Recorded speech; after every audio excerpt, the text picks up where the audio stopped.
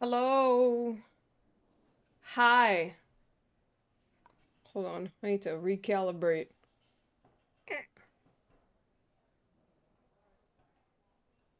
What's up, everybody? Ah, I forgot my water. Someone wants to buy sheeps from you? No, all of my sheeps are my friend. That was so weird. All of my sheeps are my friends. I don't want to sell them. But hi everyone, how's it going? I hope you had a good day. I had a pretty good day. I was very productive. How you guys doing? I forgot my water, so I'll be right back.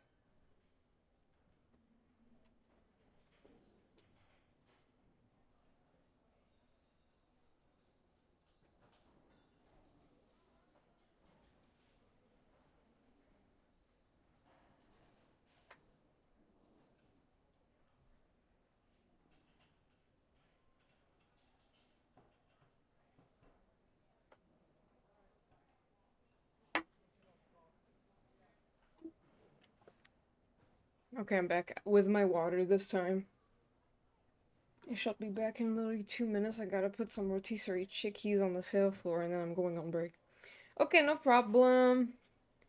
Um, yeah, I'm hydrating. I was hydrating on the way from the kitchen to here.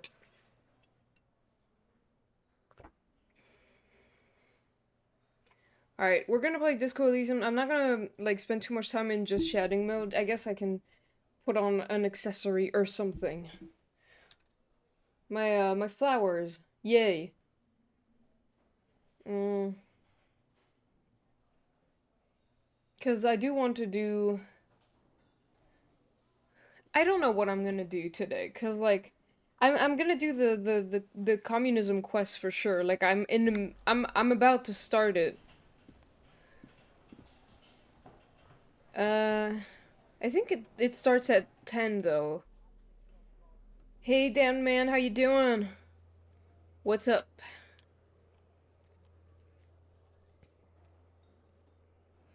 Oh, I hope so.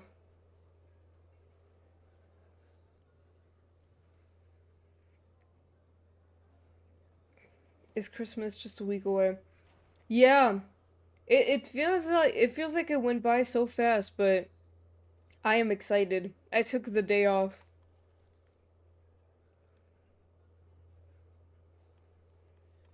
Get yourself organized after 10 p.m. Do I have skill points to spend? Farmer, you got some sheeps for sale. Hi, emo. Unfortunately, I do not have any sheeps for sale because they're all my friends. Actually, Herbie is my only sheep, and he is my friend. So I can't sell him. He's gonna be sad.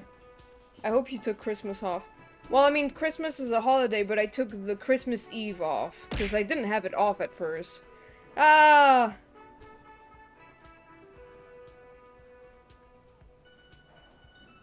That's a bad news.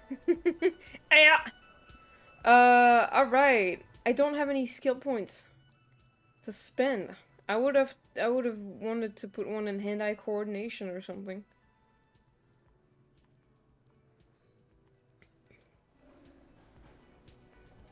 We're going to clone the sheep.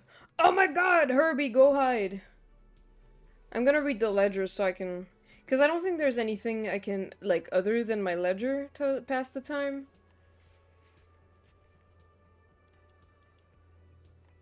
Like...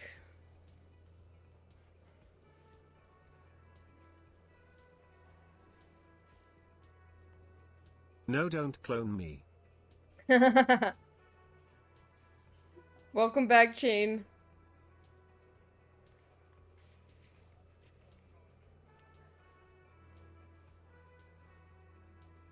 Okay, there is nothing I can do. Literally nothing. Um, um, Titus, do you have anything more to say to me? The Coppernado. Hi, Twy.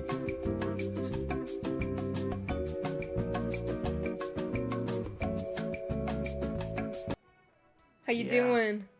What? Never mind.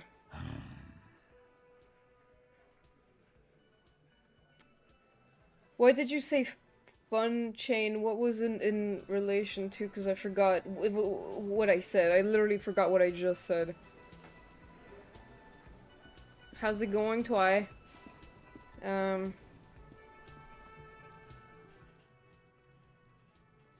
There's absolutely nothing for me to do. I mean, there is, but I just have to, like, wait until 10 p.m. But to pass the time, I have to do other shit, which there's no other shit to do, so I just have to read or something. I don't know. I'm eating cereal, that's about it. Oh, nice. I do love cereal. I wish I could be eating cereal right now. Hi again, Gendarme. Bye-bye, Gendarme. Well, I guess we're just gonna... You could do drugs. No, I'm not gonna do drugs! See this? See this skill? This build that I crafted for my entire playthrough? See electrochemistry? Electrochemistry has 0 points. Because I'm sober. Hell yeah.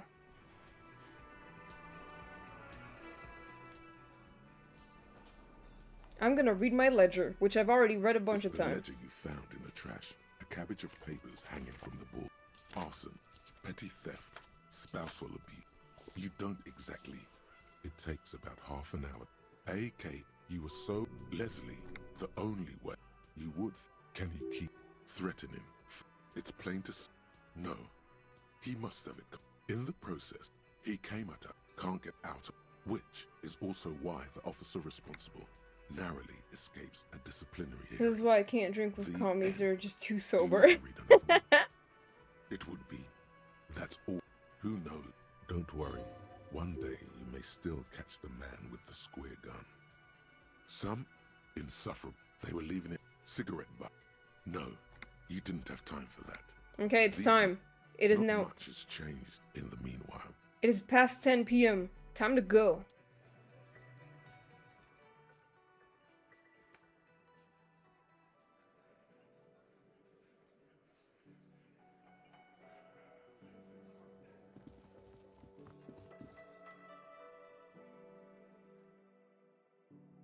This is gonna be very new to me. I haven't done this quest at all.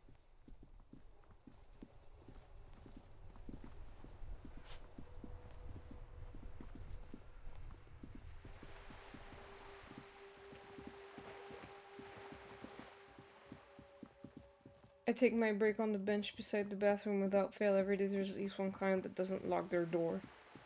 Ew. What? My package was delayed bad and I was like, no, fuck that. And this text this company and they were like, we will send it tomorrow right away. Really? Damn.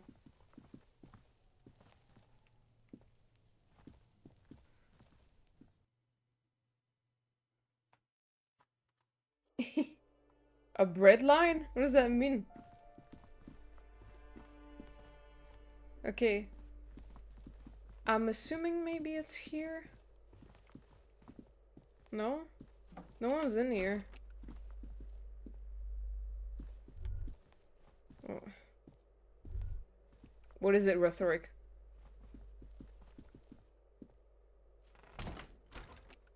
There was a thought! I wanted to get the thought.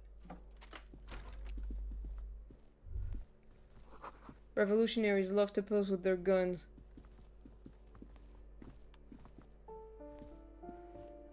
It's not here. Not here.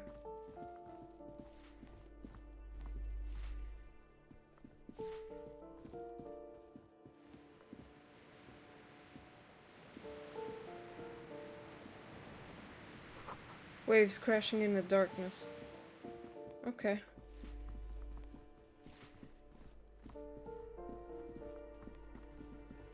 You have to line up to get bread to eat. The trick's not to starve while waiting in line. Oh! Right. I just realized, but was Ginny not in this car exchange? Yeah, I don't think so. Maybe she was too busy. I know she's like busy with the zine layout and stuff, and also school, I think.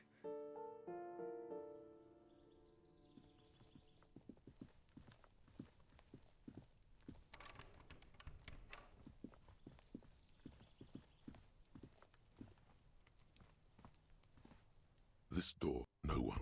Let's go. Where could the thing be happening?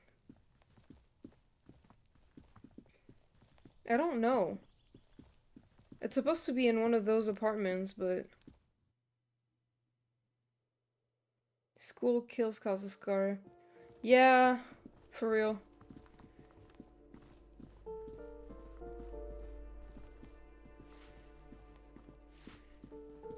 Give me a moment. What? Would she understand if they did? If it ain't my business, I think we'd all be better off if people kept. Shaking my fucking head. What is, what?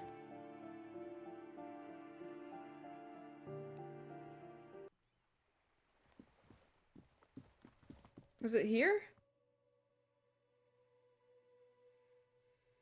No, that's her room. 100 tiny feet scurrying beneath the rats of the city. Ew. Good news is the Canada Post strike finally ended today, so I can finally start receiving packages again. Oh, nice!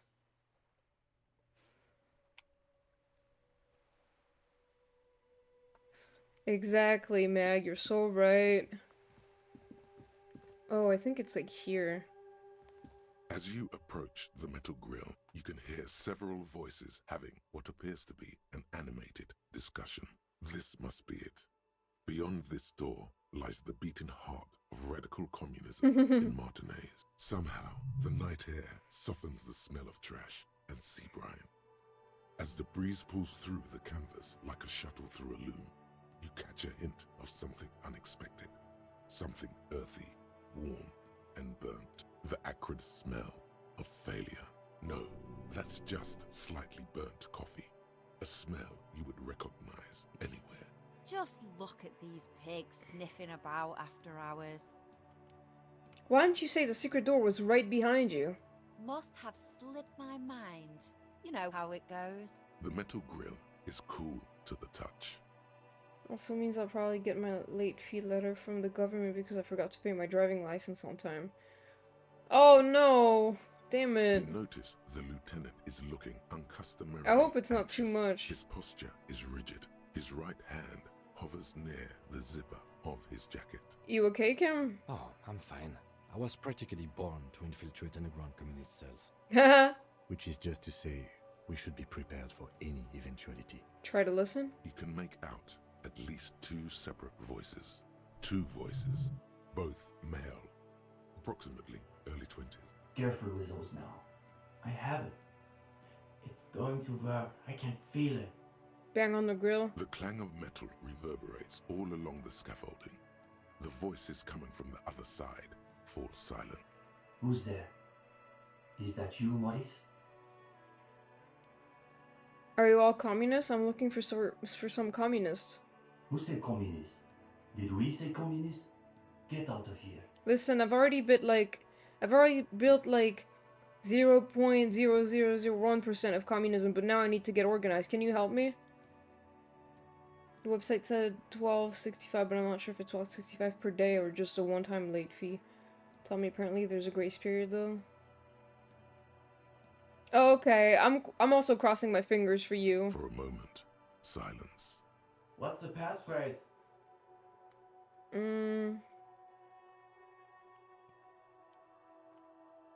It's remember Dobreva and Abadanais. There's no response. You begin to wonder whether they've slipped out some back way. No, they're still there. You can feel them back there. Alright. The key's taped to the back of the door frame. Just make sure you put it back when you're done, or we'll all be locked out. And do watch the concrete. It just kind of falls away. In places. Charmant. After you. Charmant. Have fun at your underground meeting, pig. Hope it's a blast. What's wrong with her?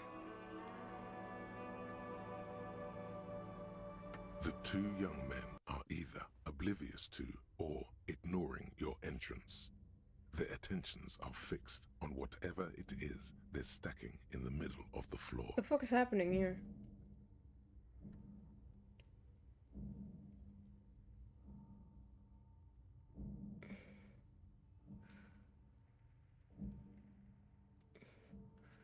Daddy issue? What are we talking about? I'm so confused. Matchboxes, it appears. I think he's holding Alexis. It is. Careful, careful.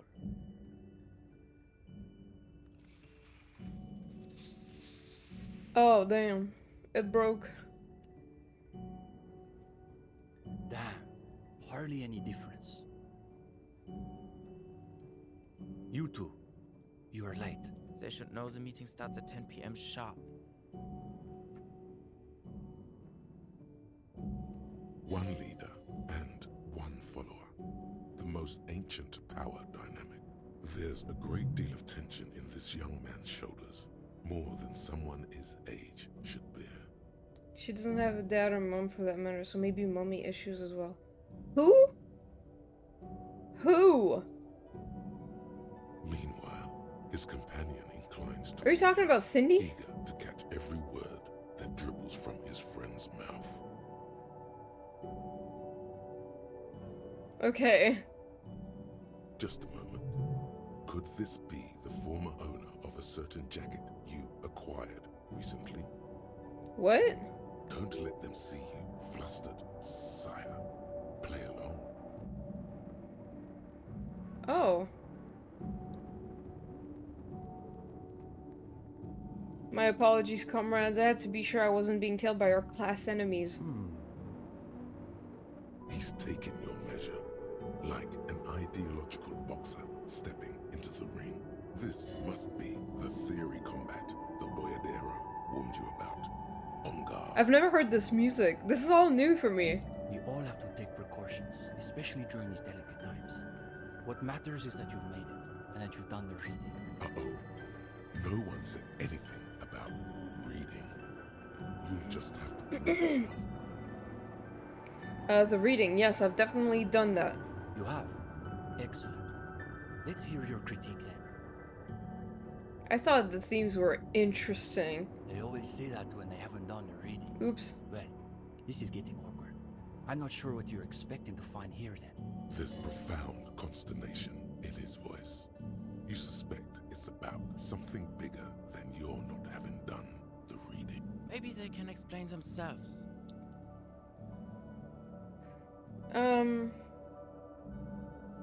What exactly are you two doing here? In the most generous sense, I would say we're cultivating revolutionary consciousness. Yes, that's probably the best way to describe it.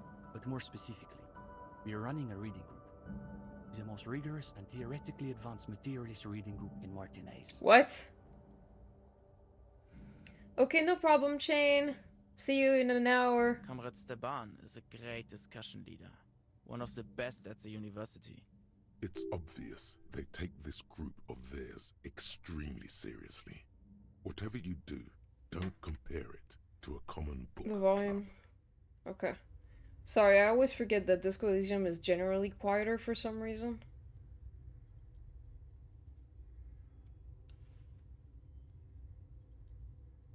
Okay. Is this where I can square off in theory combat? We have been known to get into some spirited debates, but it's always in service of our larger intellectual and ideological project. Precisely. We are not interested in senseless parroting. We like to read critically. Within the contours of Mazovian historical materialism, of course. I didn't realize they taught radical Mazovian theory in the universities. Huh. As though you can call that problem teaching. One thing you learn quickly at university is that you're not going to find a real education in any lecture hall or discussion seminar. We are post-attendance, basically. Exactly. The only worthwhile part of the so-called École Normale de Revachol is the library. École Normale? That's where we've made our greatest critical strides. Okay, so what does your reading group actually read? We study all the foundational texts of Mazovian theory, of course. Just last week we finished the second volume of Puncher and Watman's Innocence of Capital. Truly extraordinary. And before that we spent 6 weeks on State and Plasm. Uh-oh. You can feel your attention span rapidly deteriorate. Let your mind wander. Your attention detaches. The voices of the young men fade away. It's a cool evening, you notice. Listen for night sounds. Out beyond the dull chatter, You catch the sound of a distant seabird, and of course, the sound of the large stretches of canvas that cover the missing sections of wall. The way they billow in the night breeze reminds you of something. A woman's skirt swelling in the breeze. The thought is almost too much to bear. What you wouldn't give to glimpse the bare legs behind it. The more it hurts, the more you have to have it. Damn! Slowly, too slowly, the pain fades from your side. You turn your attention to the two young men, who appear just about finished. And before that, there was Abelard's Impé Infernal. But, of course, our special emphasis is on the theories of Ignis Nilsson and his followers, especially the inframaterialists. Wait, who are these inframaterialists? You're not familiar with them? It's pretty advanced stuff. You may not be ready for it yet, Gendarme. Okay, but then who's this Ignis Nielsen guy? Only Krasmazov's most trusted lieutenant, the evangelist of the revolution, and the founding father of the People's Republic of Samara. It's hard to overstate how unimpressed he is that you've never heard of this world historical individual. He also happens to be the greatest communist theorist after Mazov himself. It was Nilsson who first postulated the existence of ideological plasm, which forms the basis of inframaterialist theory. Plasm, huh? Sounds like a hell of a drug. I No! want to ask about it. No! The young man sighs. His companion looks about furtively. Did this reading group have anything to do with the lynching? Lynching? No. We're not an operational cell. We think of ourselves as more of an intellectual vanguard. Okay, but what's your group stance on the lynching? Our stance? What? Do you want to know if the SRV has established a party line on the lynchings in Martinez? Though historically speaking, the SRV has supported direct action against right-wing paramilitary squads, especially when they are doing the Indo-Tribes' dirty work. Good point. So as a provisional matter, I can say we support it. Are they being sarcastic? You feel like you're caught in some elaborate joke labyrinth, but it's impossible to see your way through. It's always that way.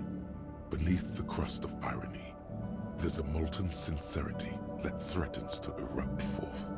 You may witness it yet. Is your reading group affiliated with the union somehow? No, we're an independent organization.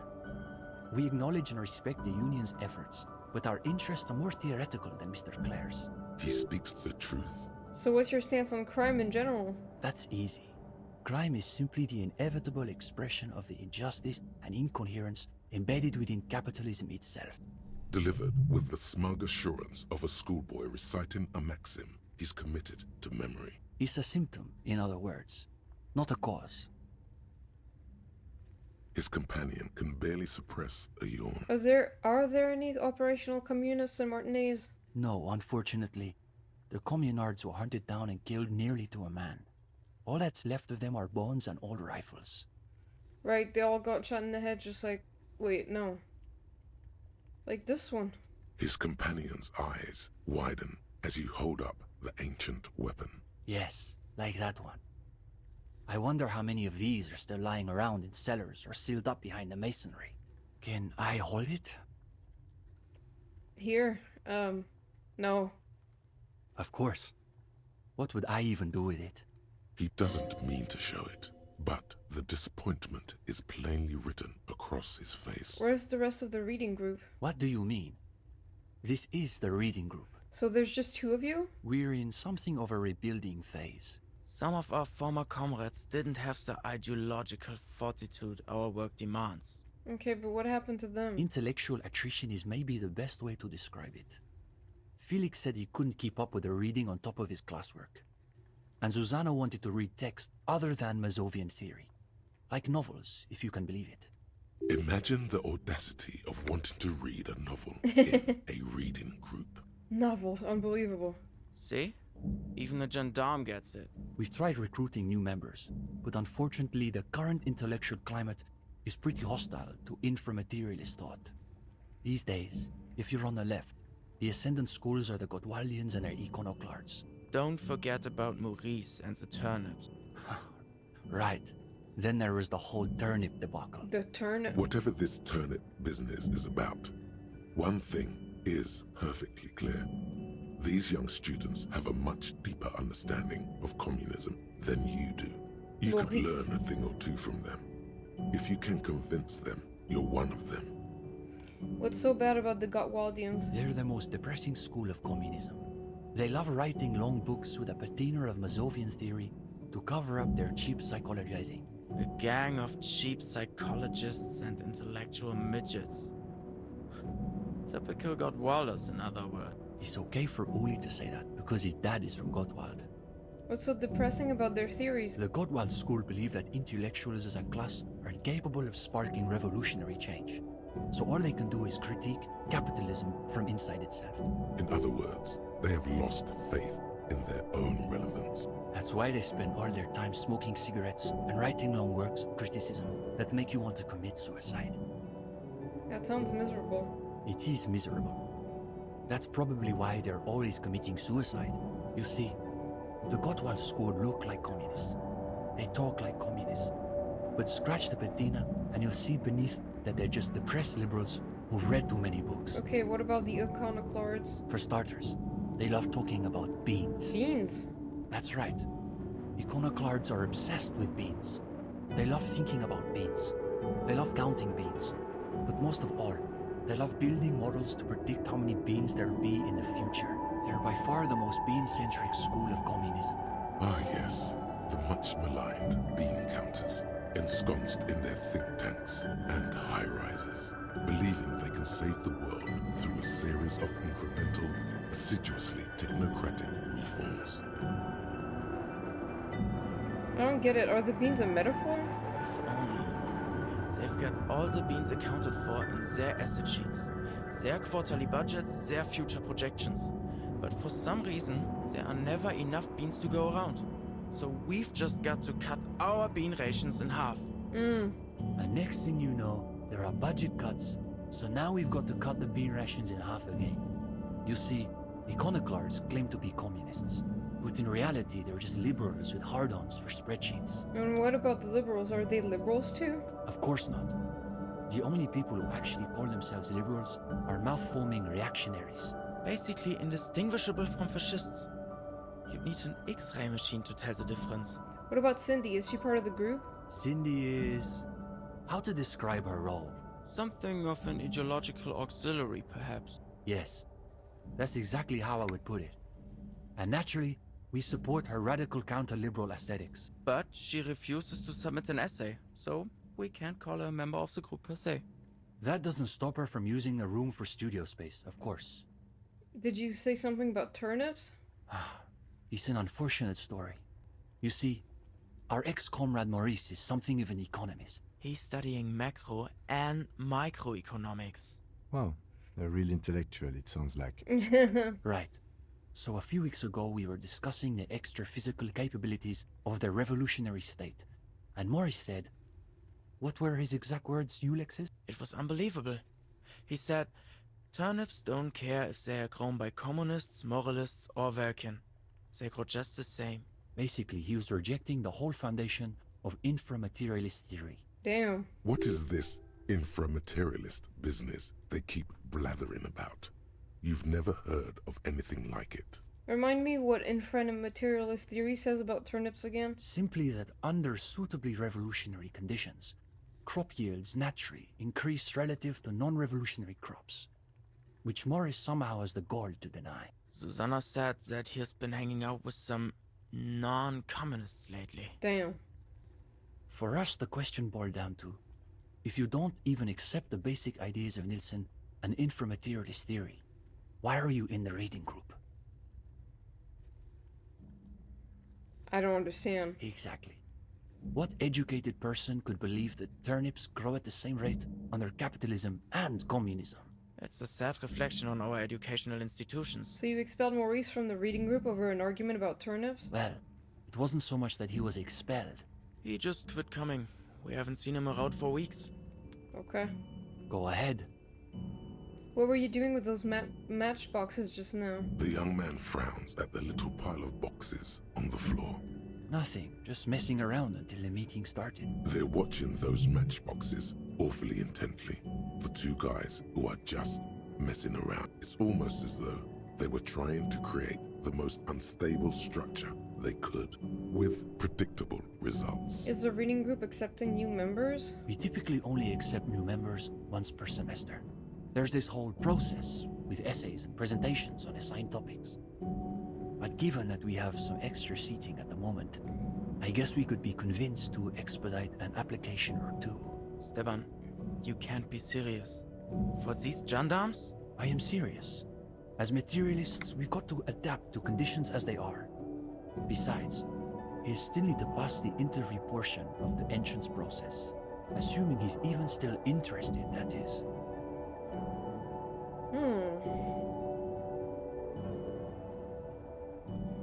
Sure, we're here most every night. Maybe we'll catch you again. Sleep well.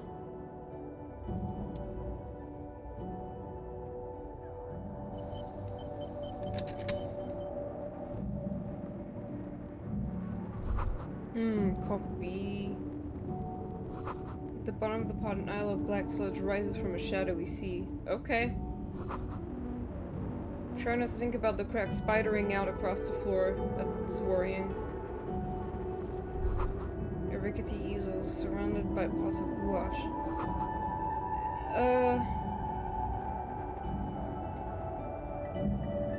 Cindy's, no doubt. Could it be the Phasmid? No, probably not. This one says no war but class war. This poster reads under the cobblestones communism. Okay. What's that?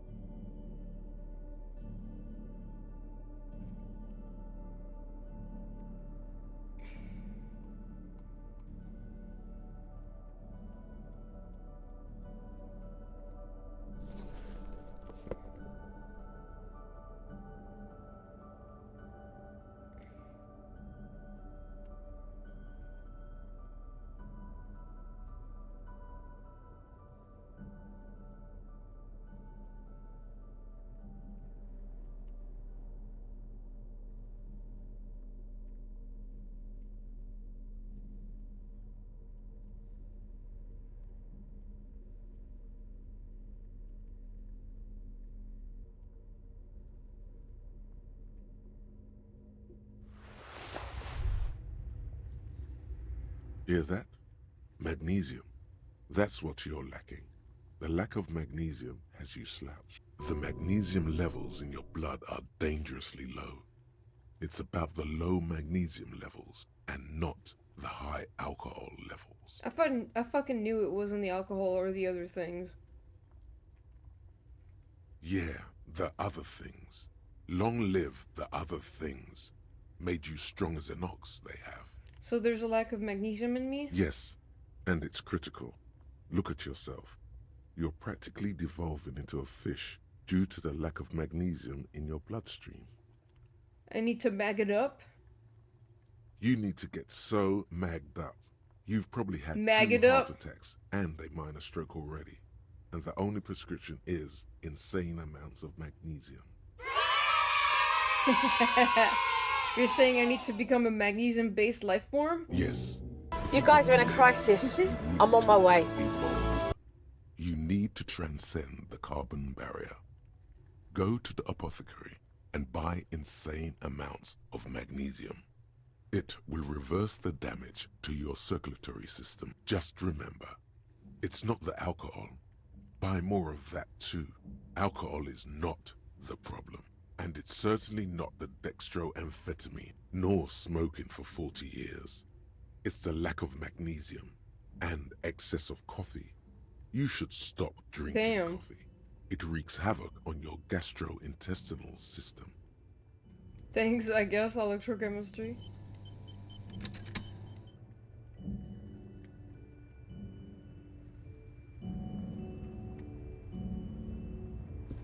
The gendarme returns. What do you need? I'm guessing these pots of gouache belongs to Cindy? Belongs to Cindy? Yeah, it's hers. She just sort of moved it all in a few months ago. She said if she's going to make truly radical art, she needs a suitably radical workspace. And I don't think she could afford rent at an actual studio. Do you like her art? Oh, sure. It's definitely interesting, I would say. Wait, I thought interesting was what people said when they don't have anything real to add. His companion's eyes widen with interest. He has a cold smile. If this is what the Union man meant by theory combat, you've just scored a decisive blow. Come on. It's not that I don't have anything to say about Cindy's art. It's more that I'm still working out the details. It's a complex question. You've got to take your time with it. You flustered the poor boy. Now he's got to say something. I guess you could call her latest stuff a sort of counter-bourgeoisie calligraphy. She's got a real taste for radical slogan. It's too bad she hasn't developed the theoretical foundation to do truly radical work. I think she'll get there, though. She's still looking for a subject equal to her ambitions. Now I'm wondering, what's the deal with this place? The deal? At a fundamental level, I guess you could call it the shattered bones of a dream crushed by capital. A feeble and hopelessly mixed metaphor. That's really good, Steban. You should save that for an essay. Thanks, Uli. When the idea is sound, the words just sort of flow. Yes, now keep developing the idea. If this place is the shattered bones, that must make us the bone weevils. Yeah, that's not bad. Not as good as Steban's original idea, though. Damn. Go ahead. That's not a lot of points.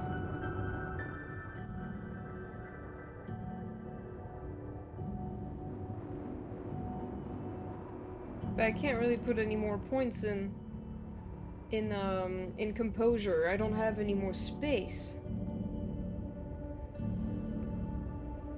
The gendarme returns. What do you need? Is it getting warm in here? There seems to be a little pool of sweat forming in the depression of your lower back. Why is this happening? I thought I had my shit together. You did. You must be extremely nervous for some reason. I'm not nervous, I'm a superstar. Oh, totally. A superstar breaking out in a cold sweat. Definitely not sweating, no sir. Excellent work. Now there's a dark handprint on the back of your shirt. Everyone will be able to see the evidence of your overactive sweat It's glands. because I don't do well in interviews. No, you're terrible at them. The thought of everyone looking at you, judging you, makes you want to heave, frankly. Why am I getting so worked up? They're just a couple of kids. Let's be frank. They're probably way smarter than you. You bet they've read more books than you can even name. Of course, if you're nervous, it wouldn't hurt to read another book or two. The hardest part will just be working up the nerve to ask without soiling yourself. Everything all right, gendarme? You look a little green about the gills. I can't put skills points into composure, though. I don't have any more space.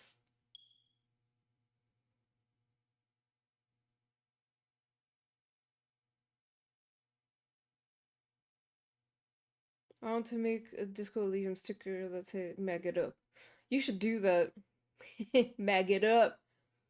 You know what I just realized? I'm gonna need to buy like health stuff like expeditiously, but I don't know if I should, like, I think the apothecary is closed at the moment.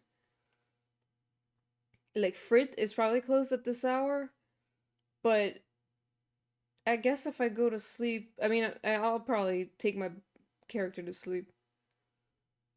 And then I'll continue. I will start the end of the game. After I'm done with this quest. Health series, Nivula says hydrate, Harry says mag it up. What else? Electrochemistry says do drugs. I feel like that could be a fun series.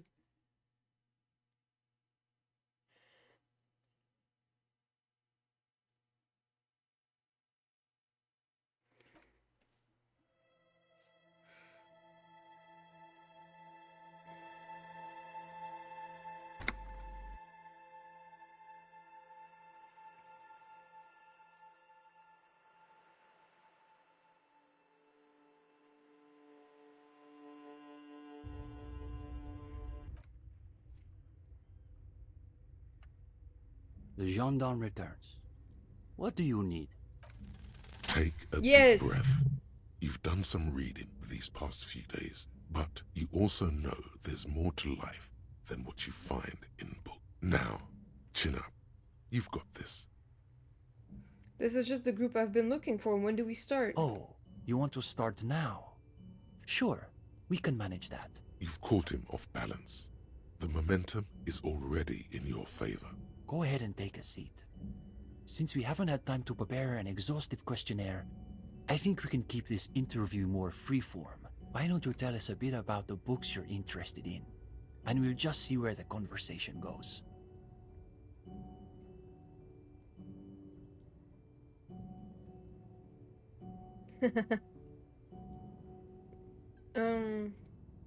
I'm more into practical books that help me understand the real world. Ah, a real old-school pedestrian materialist.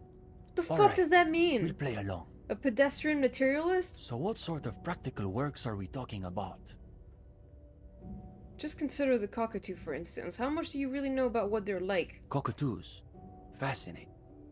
So tell us what you gathered from your ornithological researches. This is a good start. They're starting to loosen up. You feel relaxed and in control. This is a subject where you hold all the advantages. But really, when I saw the Major Majestic in all its glory, I knew that was the cockatoo for me. I have to say, I underestimated the opulence of cockatoos. I've only ever seen the grey ones. It makes sense though. Mazovianism stresses the essential continuity between humanity and nature. So anything you find in one should be reflected in the other. What's the exact quote, Uli? I believe it's, "Man is the mirror of the world." These kids are eating out of your hand, practically. Another quarter of an hour disappears.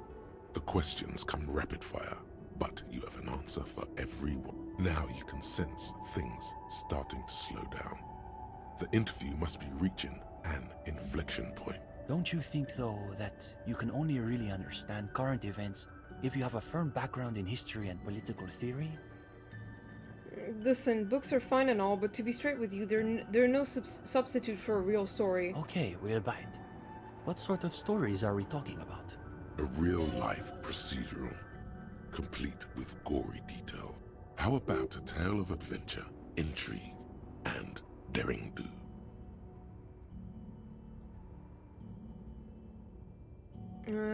I'll tell you about the time I woke up and completely forgot what money is. Oh, we're getting into the psychiatric pathologies of life under capital. Let's see where this goes. Yes, I'm rather curious myself. Now you're getting somewhere. These boys aren't even bothering to contain their interest.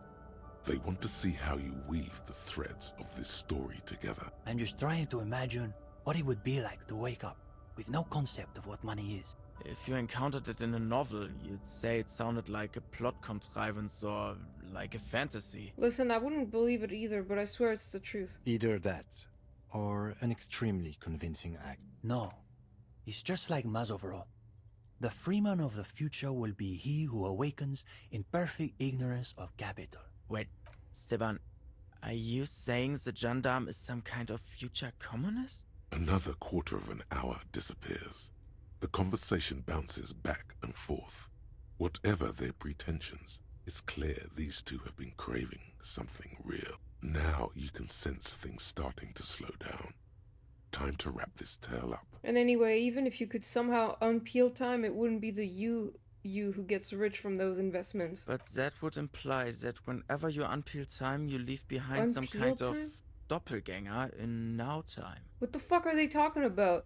Good God, have we really been talking about unpeeling time for a quarter hour? I suppose we'll have to leave it there. But listen, gendarme. We could use someone with Thank you, your Meg. breadth of expertise.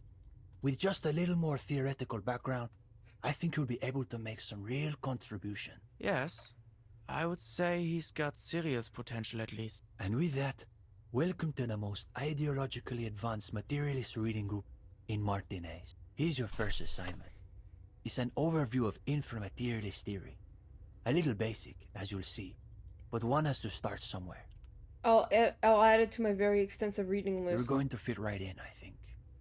Come back when you're done. We'll be here pretty much every night after 10 p.m. Do be sure to take your time with the reading. We'll be eager to hear your thoughts. Oh, damn. Okay.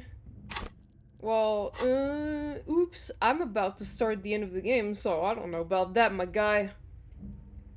I guess I could do it, like, after the end has started. I feel like maybe I should be able to. I don't know. I just have to read the book, right? I guess I'll read it now.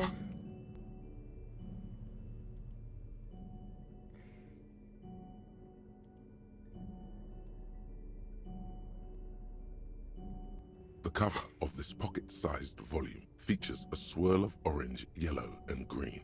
The title, A Brief Look at Inframaterialism, is set in an authoritative yet approachable serif font. What an interesting color palette.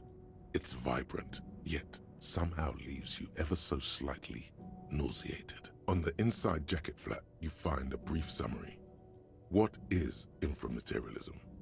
A highly theoretical branch of Mazovian communism, a collection of mystical ramblings by a discredited revolutionary, or possibly both. This brief look, TM, introduces readers to one of this century's most fascinating and misunderstood theories in a concise, jargon-free manner. So far, so good. You turn to the table of contents. The guide itself is divided into several sections with seemingly esoteric titles like Effects of Plasm on Root Vegetables and Mental Projection and Transference. There's also a brief introduction about the life of Ignis What Nielsen. the hell? It's so windy today. We literally cut the power in my house off like 4 times. Oh no. I hate the yeah. Oh no, that I hate it. I have a thing in my apartment that makes it so the wind whistles all the time and it makes a loud sound and I hate it. Known to his numerous admirers as the evangelist of the revolution, and to his even more numerous enemies as the apocalyptic Shrike, Ignis Nielsen remains one of the most controversial and fascinating figures to emerge in the years of the anti-centennial revolution, second only to Krasmazov himself. During his unparalleled life, he helped guide a revolution in one country and found a new state in another. Along the way, he committed some of the most notorious war crimes in an era famed for its atrocities. And yet, his most fascinating contribution to history may be the most overlooked. His theory of ideological plasm, from which his followers and successors developed the school of communism known as inframaterialism. If you're like most people, you probably believe that your thoughts reside in your brain, right? That's not right at all. Thoughts don't exist in the brain. They float through the air. Okay. Your brain is but a fish swimming through them. Right? Wrong. At least according to Ignis Nielsen. As Mazov's devoted comrade and leading theoretician, Nielsen was responsible for developing much of the intellectual foundation of communism. But his interests and speculations were famously wide-ranging. During his final years in exile, he produced, among other things, an early guide to home brewing, instructions for raising revolutionary children, plans for a universal pictographic language, and a detailed materialist critique of Dolores Day's chess strategy. A true man of ideas, equal to any of the great DeLorean polymath. But one subject he returned to time and time again was the fundamental relationship between thoughts and matter. We may yet discover, he wrote in his notebooks, that under certain exceptional circumstances, the proletariat's embrace of historical materialism may be so fervent that their beliefs take form in the world of matter as a kind of revolutionary plasm. Okay, hold on. Can you put that in slightly more basic terms? Certainly. In essence, Nielsen is arguing that thoughts don't just reside inside the brain, they radiate outward from it. According to this idea, the brain is an ideological transponder, constantly emitting waves of highly politicized energy, which Nielsen called plasm. Okay. Whoa is right. What's more, Nielsen speculated that this plasm, when it becomes powerful enough, might begin to influence the material reality surrounding it. Hence the name, inframaterialism. Unfortunately, Nielsen passed away before he was able to develop these initial ideas into a full-fledged theory. That work was left to subsequent generations of communist theorists. Building on Nielsen's basic insight, these theorists reached a startling conclusion that a sufficiently revolutionary state might begin to exhibit certain extra-physical effects based on the amount of plasm generated by its citizens. This doesn't make any sense. In fact, many of inframaterialism's critics, both inside and outside the communist movement, have said the same thing. That's because this is absolute idiocy, not even worth engaging with. No, no, no. There's something here. You can feel it. Alright, let's hear about this extra physical stuff. Inframaterialists divide the extra physical effects of the revolutionary state by the level of plasm required to achieve them. At the lowest, or first level, revolutionary plasm is believed to stimulate or invigorate matter without altering its essential properties. It sounds like that business with the turnips. Precisely, though plasm does more than increase vegetable yields. It may also influence the physiology of revolutionaries themselves. It's also been postulated that plasm may account for the remarkably full and manly facial hair observed on many communist males. Stroke your beard proudly. Of course, inframaterialists argue that revolutionary plasm may stimulate human physiology in other ways as well. Oh yeah, we're talking about white-hot communist sex, baby. Sex! That's correct. Reports from the revolutionary period claim that the most radically devoted communards were able to engage in vigorous intercourse for up to 8 hours at a time. Damn. 8 hours? A marathon? There's no way. Your equipment would be mashed to jelly. Whoa. Hyperproductive vegetables and ultra-horny communards are fine. But this theory hasn't quite gotten strange enough for you. And on that note, you feel like you've gotten the general idea of inframaterialism, enough to carry on a basic conversation at least. But if you'd like to go even deeper into some of the more speculative aspects of the theory, you could always read further. Of course you want to go deeper. What else are you here for? The book fits quite snugly into your palm. It would also fit comfortably into a jacket pocket. Keep reading, I guess. You flip forward a few pages until you come upon a chapter. When a community has achieved a sufficiently high degree of revolutionary fervor, inframaterialists believe that second-level effects may be observed. At this second level, certain hyper-revolutionary individuals may even develop the ability to extend their thoughts into material space and vice versa. So why does this effect only work for hyper-revolutionary communists? Because plasm has never been directly observed, the exact mechanism behind these effects remains entirely speculative. In other words, there's no evidence that any of this mind-reading stuff is real. Why are you getting hung up on mechanisms? Open your mind's aperture just a little wider. You're so close. Okay. This should be more than enough for a stimulating discussion. That said, if you're still yearning for more, I don't know if I am, must. honestly.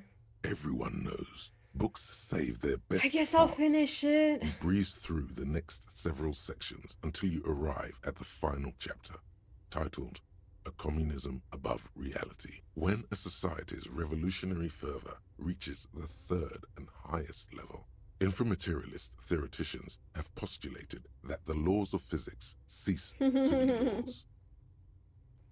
Say it. You know you want to.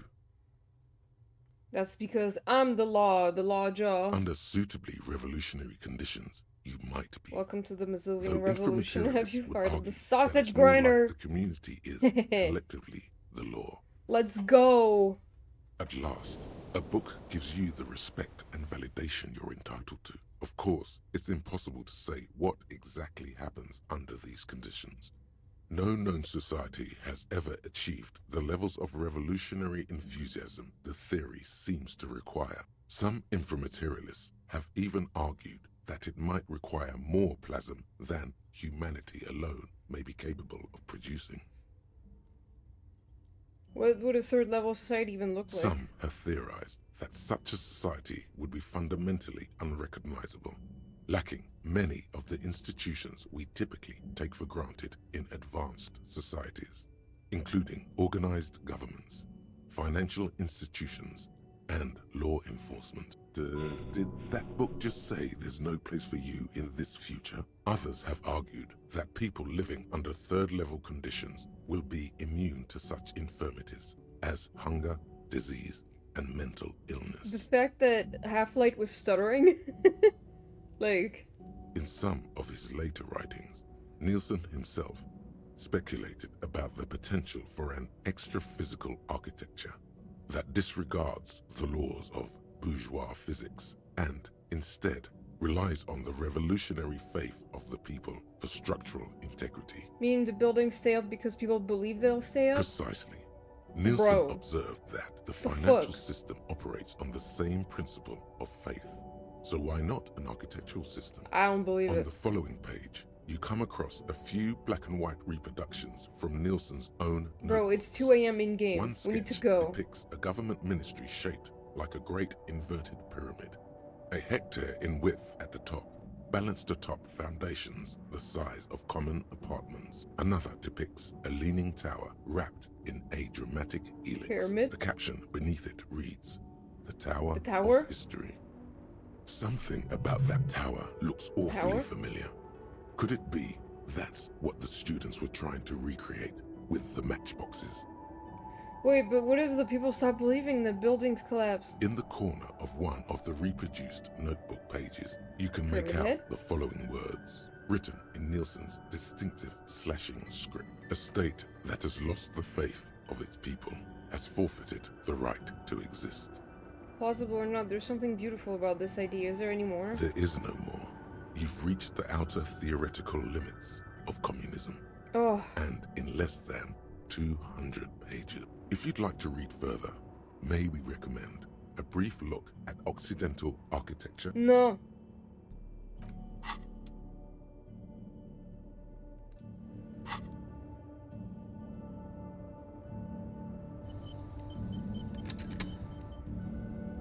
Hey guy, I just read your book.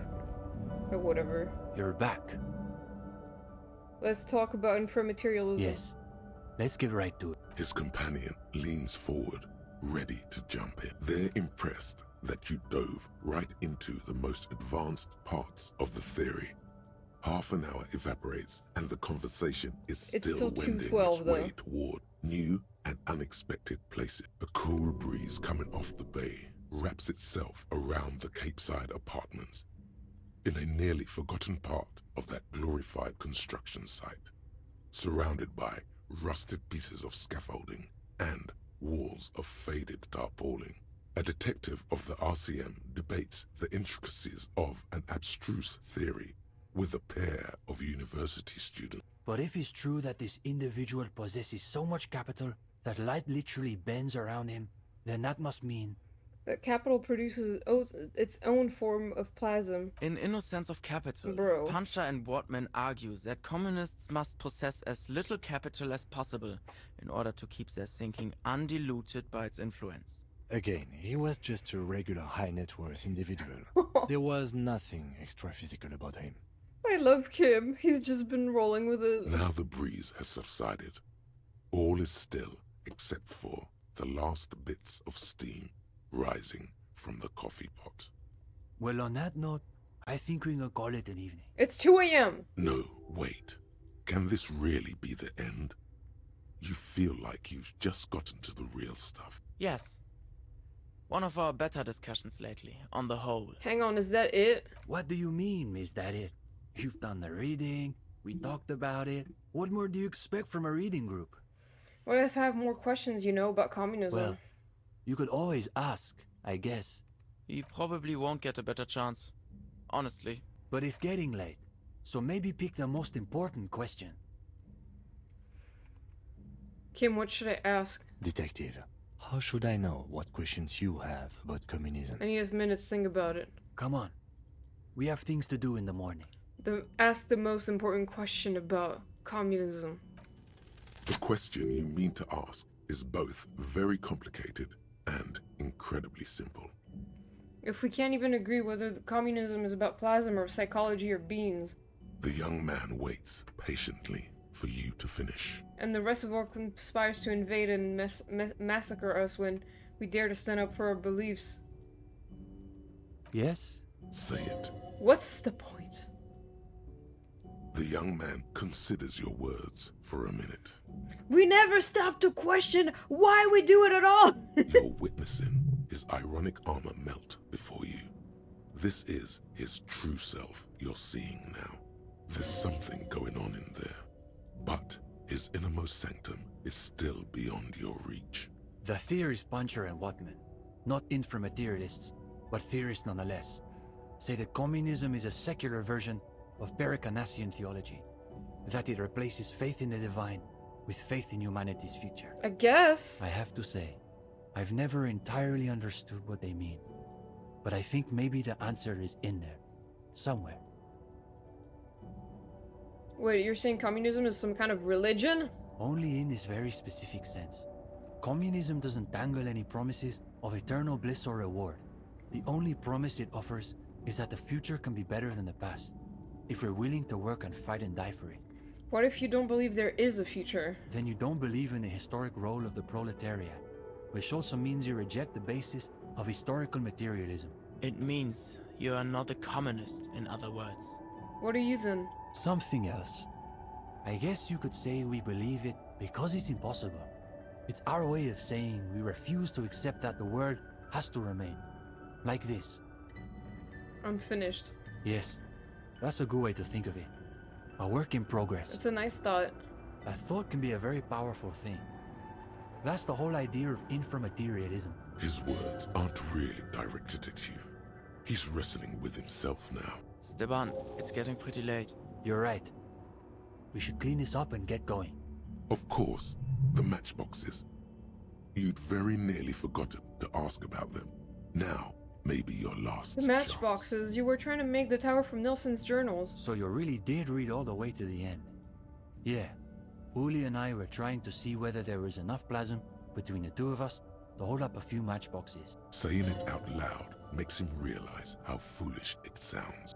It was just a little informal experiment. No reason to take it too seriously. We should try again, all of us. The young man looks at you a moment, then at his companion. What could it hurt? All right, let's give it another go. You know what? I'll sit this one out. I don't think you want my skeptical materialism interfering. Before long, a modest tower begins to rise from the pile of matchboxes. Easy, Uli. It's holding. For the moment, the higher the tower goes, the quieter the room seems to become. Damn. Aside from the occasional comment, the three of you are completely absorbed by the task. Alright, you go next, Steban. The young man pushes Fuck is back that? his shirt sleeves, revealing the pale flesh of his forearms. Easy now. Is it? He's holding.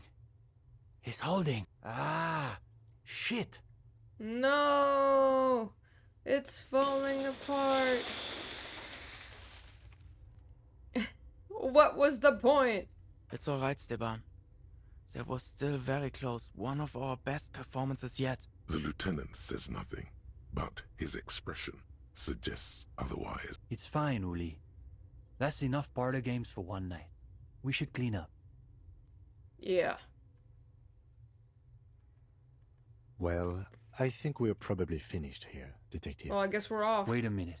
If you don't mind, we wanted to get your opinion on something. A few little changes we've been thinking about. What kind of changes? Nothing too major, I think. We were talking potentially about relaxing some parts of our admissions process.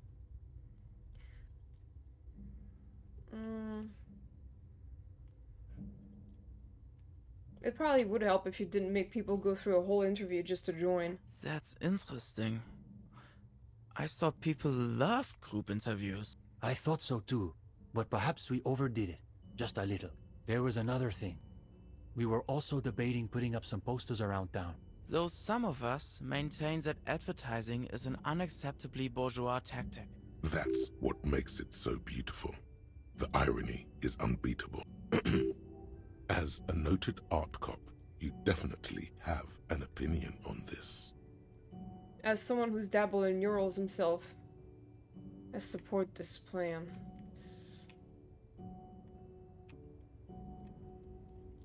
Sounds like something Cindy could help with. That's exactly what I was thinking. I guess no one could accuse Cindy of having a bourgeois aesthetic. Plus, I've got the perfect place in mind. Put some more coffee on, Uli. We've got a long night ahead of us.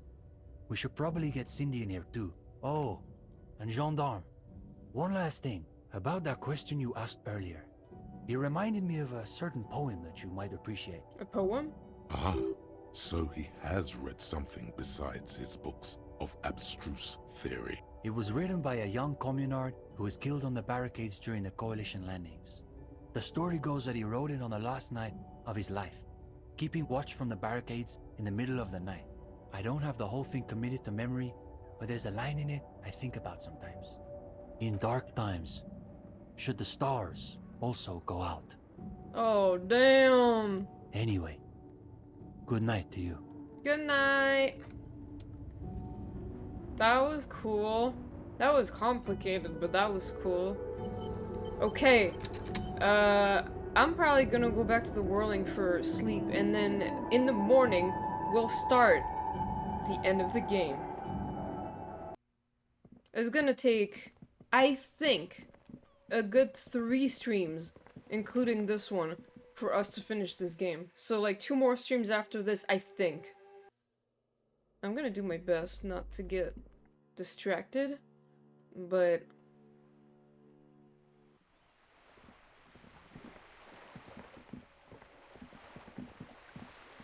something beautiful is going to happen.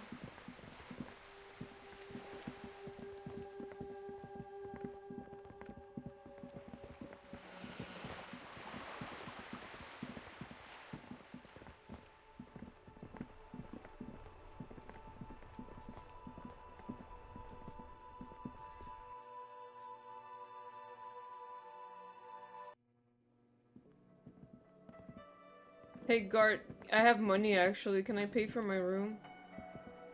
Hey, was there something you got the 20 real? Good. You got the room for the night, but...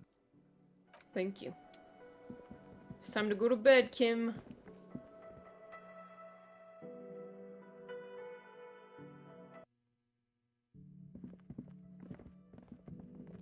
Good night, Kim. Yeah, good night.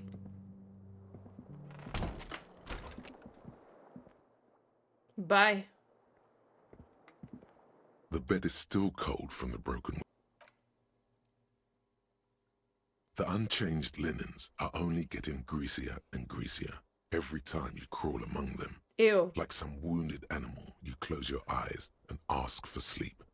Just some hours of regular sleep, please.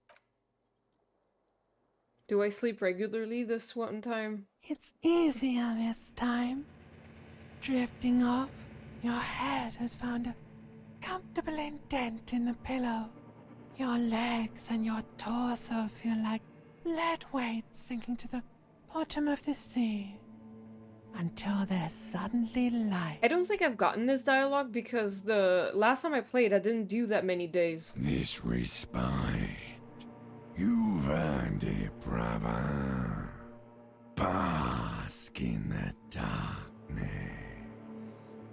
Let it swallow you up and swivel you around while you forget everything you've managed to remember. Is this the last dream? No, this is the one before that.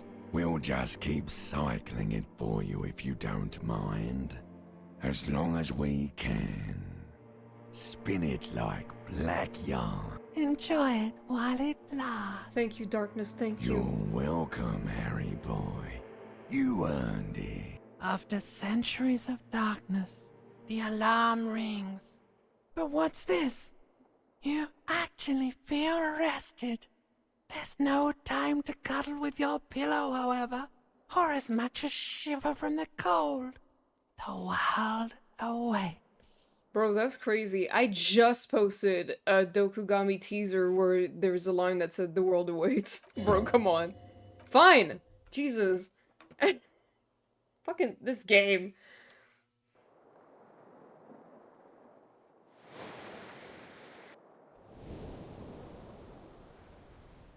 This game is in my brain, like, at this point. Get up! Get up now! We have to go see Ruby!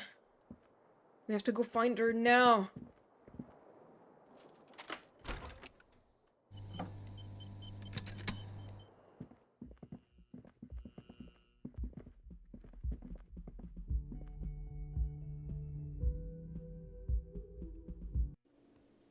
Hey, man. Good morning!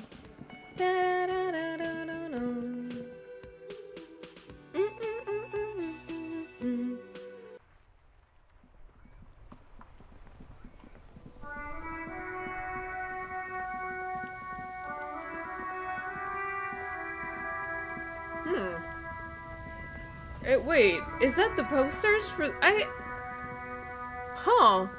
I'm just gonna go buy some, like, health stuff, and then I'll go look at this, cause... Damn, this wasn't there before. Give me a medicine. A small cabinet on the wall is filled with various medicine bottles, nasal sprays, and blister packs. They all bear the Saint Baptiste font. Okay, here. I hope...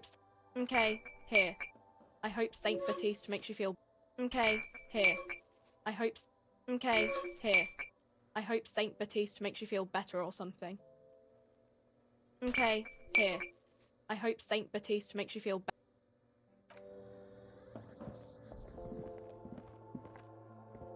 Yes? I wasn't trying to talk to you. But okay. Alright guys, are you ready? We're heading to the end of the game. Now! I mean, the start of the end. Isn't Drumming more optimal? I mean, I guess, but I don't think I need it.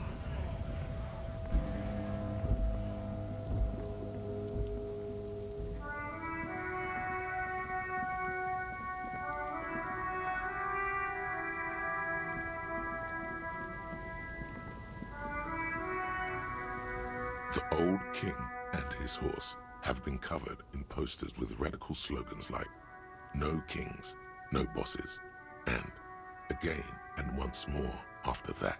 At the bottom of the posters, in smaller lettering, are details about meeting at a local I didn't really think about it. Looks like the students took your advice to heart, detective. Haha, they made the posters on the thing. That's really cool. Alright.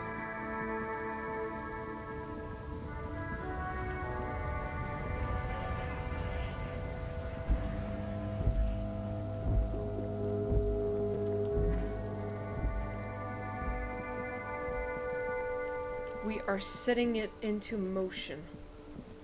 We are setting it in motion? Is that how you say that sentence? Setting it in motion? Let's fucking go? Let's go? I guess?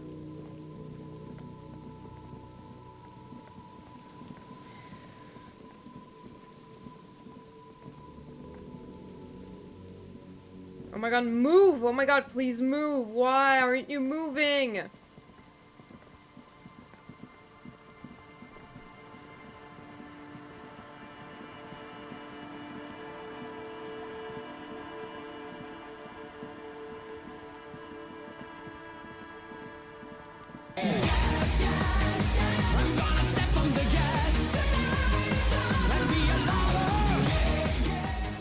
Let's go!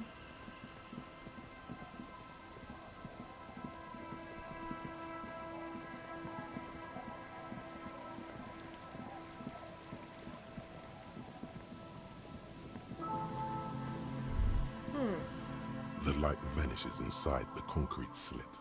The structure goes deep under the earth. Yell ho into the slit.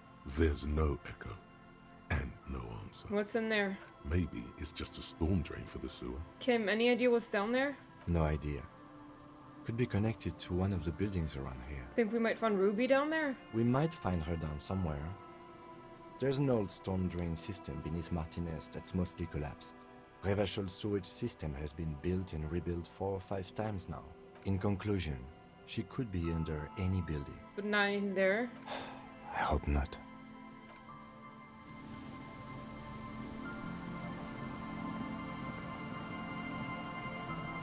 Kim, I'm so sorry. I think she's in here.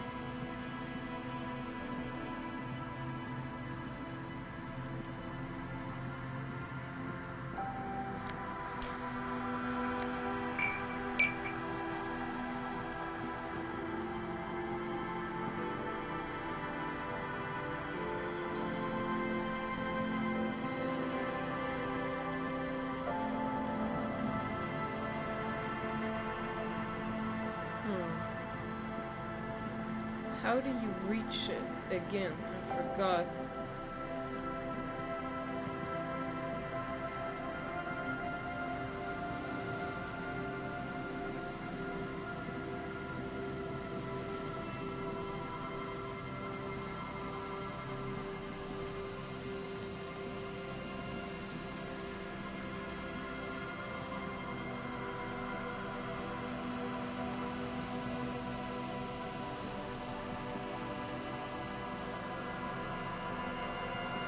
Bro, I forgot how to do this. Do I just have to... You see, a slogan used to intertwine with the loops a long time ago. Now, only a shadow of peeled letters remains. It says, tomorrow is just a whisper away. Tomorrow is just a whisper away. Looks like tomorrow never came. Step closer. Above the mural, a collapsed roof.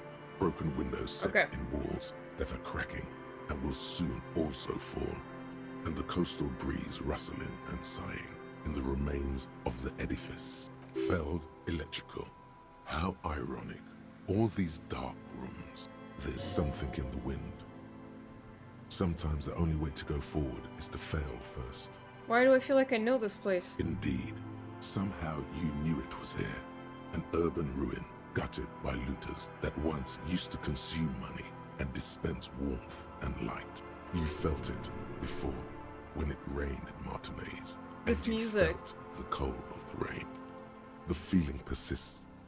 It has been in you ever since. Could Ruby be in there? In there? She could. Or she could be in the identical room over there. Or in that boat shack. In that church tower, maybe. Why single out this one building? Oh! Found the empty trap, heard Lena's true story, reconstructed execution, made that awful call, confronted the pigs, established the nightclub, discovered the anomaly, death notification. Brother, this is why you do the side quests. Yes! This is why you do the side quests. Hi, Zeph. Bro, this is giving me shivers for some reason. Let's go. Even though you're sure you succeeded, all is quiet. There is no cold hand How you doing, brushing against Zeph? your forehead. No rustle in the reeds. The wind has died down. The ruin in front of you is silent as a tomb. What was I even attempted to do here? Trying to talk to the wind, the city. Whatever you thought would happen did not. And now you're just standing there, in the pale of the morning, with your hands fallen to your side. Is trying to talk to the city something you've done before? Is it in your secret repertoire? A trick for when you're out of ideas? A prayer of sorts? To Revachol? I talked to the professor of mine who we shall not name, and I didn't want to become a man named Luigi. I considered this a Pogger's Day. Damn.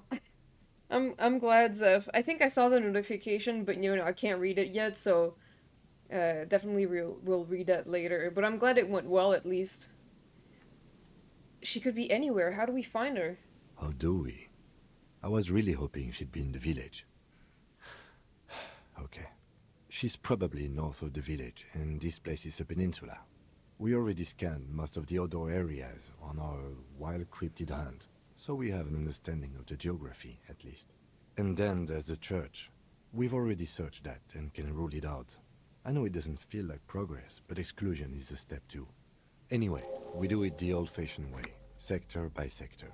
Go over the whole peninsula, ask the locals, enter the places where we can enter first, like we did in the village. And if that fails, if we don't find her? Then, if we're desperate, we can look where we can't enter. Bunkers, tomb drainage, this place. I'm sure it won't come to that. Walk the coast, the old boardwalk, the reeds.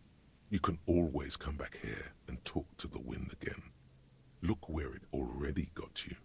Buckle up and raise your collar. This search is going to be wet and cold. I already did all the search. Suddenly, there's a sigh, carried on the molecules around you, moving, flowing from high pressure to low pressure, like that of a woman emptying her lungs.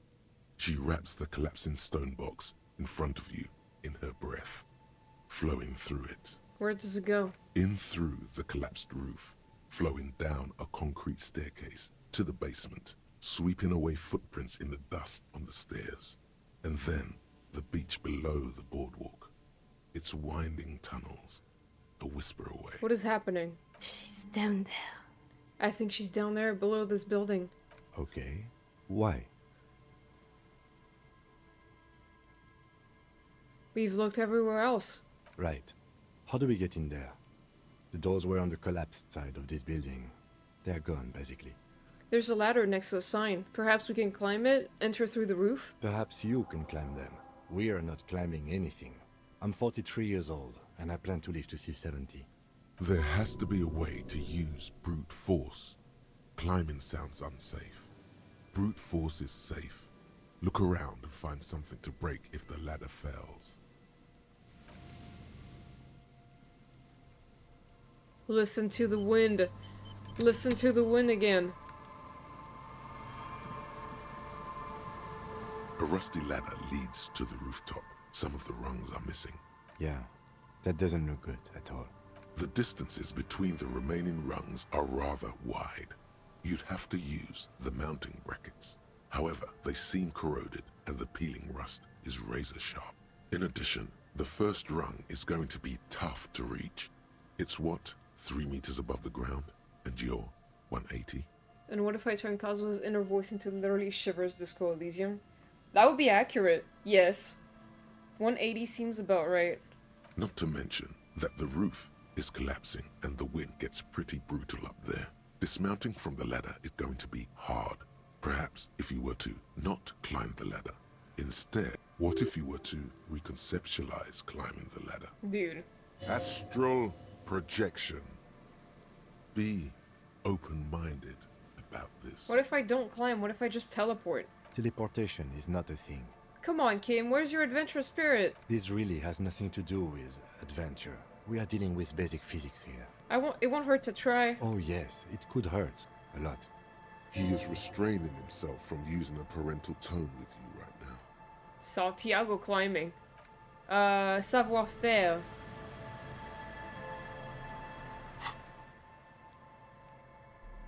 Well, I don't have any more space for savoir-faire, so...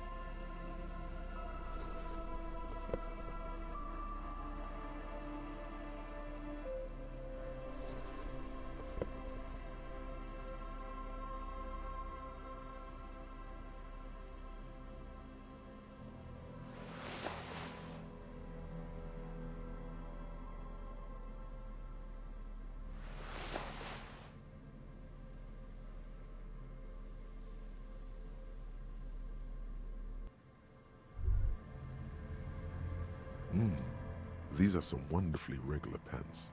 Not too tight, not too loose, moderate in every sense.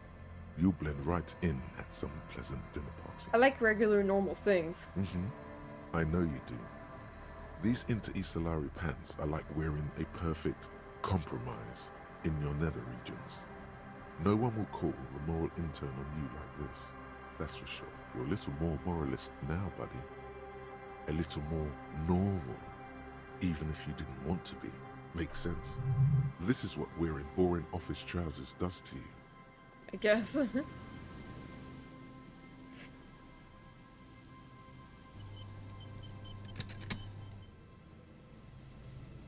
The rusty ladder leads to the rooftop. All you need to do is close your eyes and concentrate. Darkness enfolds you. You can feel the distance between the bench and the first rung of the ladder. All you need to is... do it. Zoot, zap, pow, crinkle. It's like magic. You feel yourself disappear, your atoms fading out of existence. Okay, well, that's impressive, but... Bang! You find yourself on the roof, having mastered the art of physical displacement. I did it, Kim. I teleported. I just saw you climb the ladder. You just climbed it, like a regular person. The wind at the top of the building starts howling loudly, blowing away the lieutenant's voice. Faintly, you hear... I love how they, like, I don't know if it's because they didn't want to animate this whole thing, or if they just wanted to make it like that, but it's pretty funny. Yeah, Mag. I love when the games clown on themselves for not having climbing animation. Yeah. Never mind. Find a way to let me in when you get inside.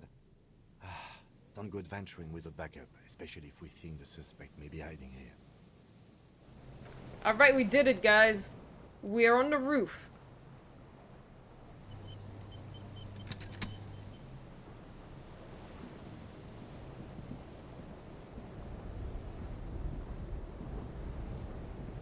The central support beam has been destroyed by artillery fire. On the roof. The roof! Woof! Stones fall, it's a long way down.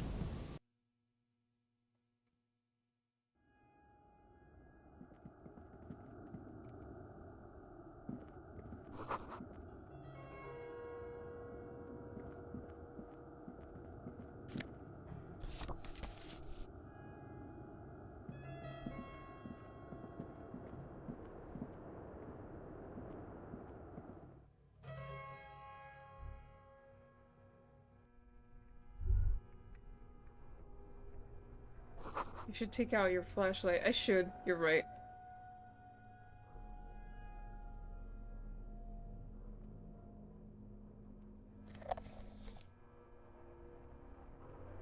This collapse nearly sealed the basement. One can barely squeeze by. Antiquated office furniture. Last century, maybe? Brought down and forgotten so long ago. This overturned table is covered in orange mildew, crawling with something. Ew. Old file folders in the card document silvery with mold. Hey, Kim. 2 rusty metal plates that slide apart form a crude door. It's been here under the boardwalk for a while. Who's there? What do you mean, who's there? It's me, Kim. Stop playing around and help me get the door open. Hi, Kim. Here's my flashlight in your face. The doors seem to be on rails, but they've gotten jammed. You grab a side and put some strength into prying it open.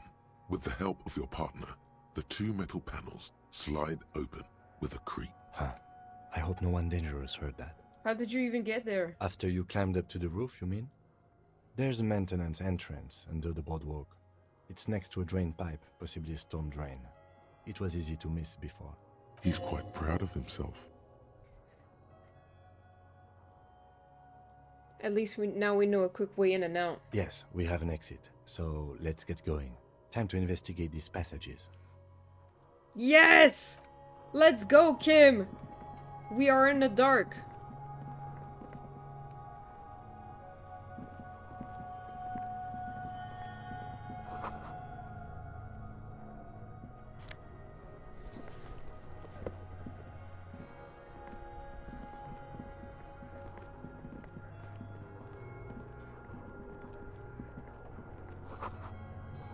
A crevice in the wall.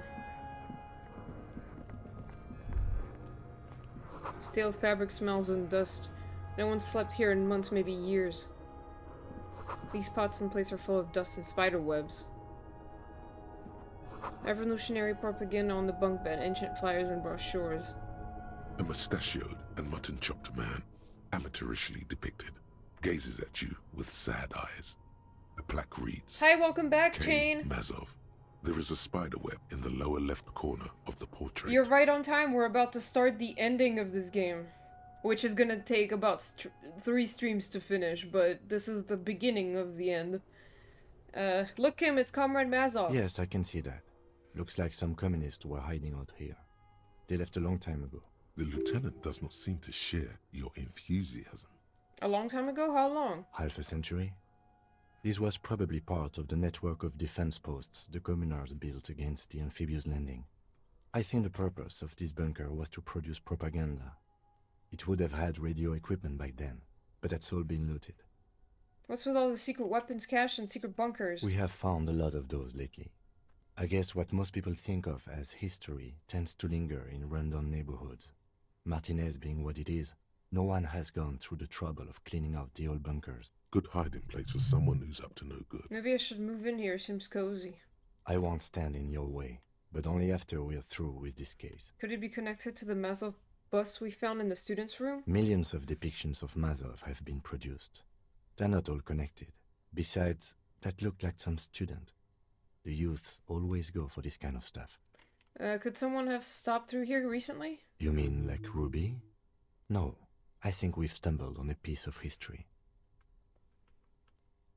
Years' worth of dust is shaken off. The full head of hair, matched by an ample moustache and sideburns, look a bit silly. Someone crouches, heels digging into wet sand. Hands sweep across the sand, grains sticking to the frayed skin of the fingertips. An old man sits on a slab of concrete and taps his fingers against the glass of a scope. You shudder. Bro.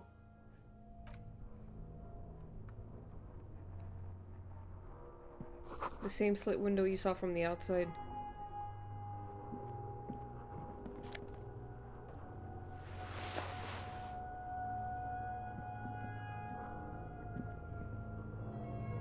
Shivers literally like giving me spoilers and shit. Footprints in the sand. One of the souls appears more worn than the others. Of course. Time to save.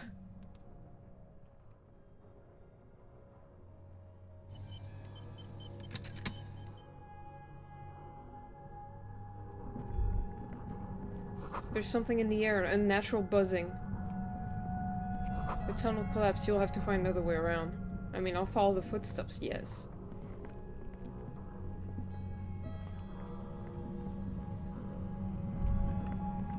It's getting louder, the buzzing sound.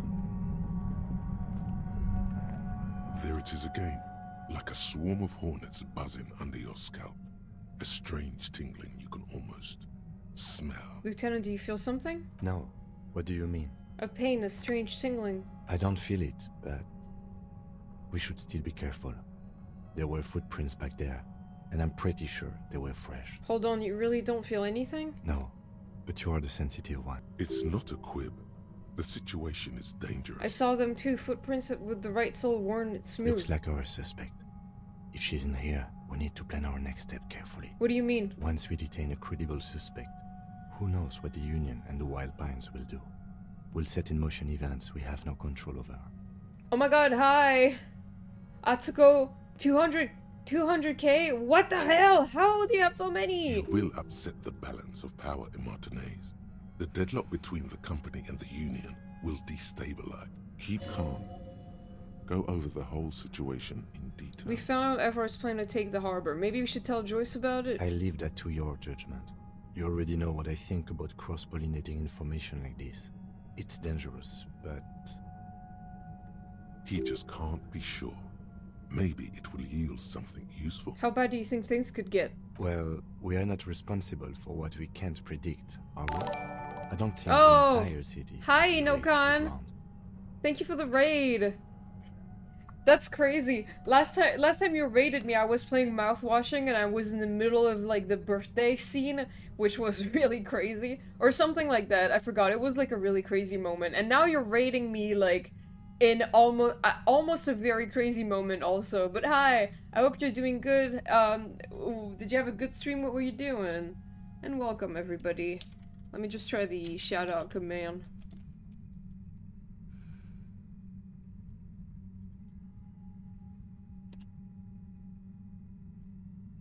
You were playing Darkest Dungeon.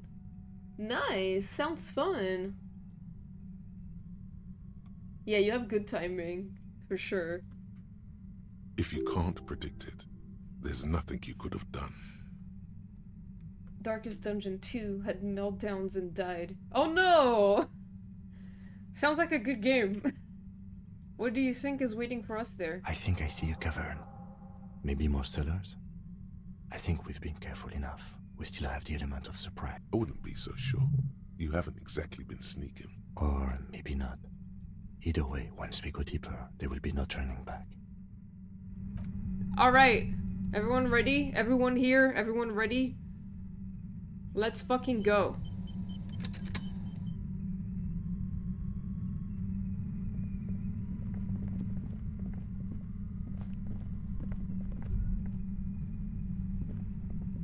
Concrete pipe buried in sand and dust. It feels strange. Suddenly, your entire body is paralyzed.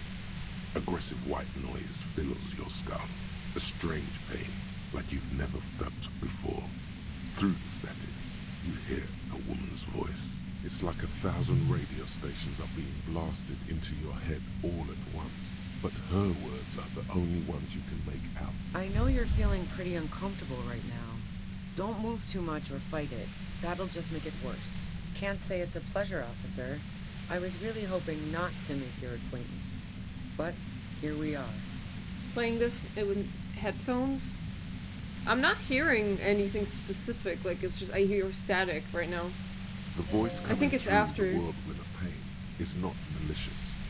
She doesn't want to hurt you, but she has to. Doesn't wish to hurt you, not according to your ear canals.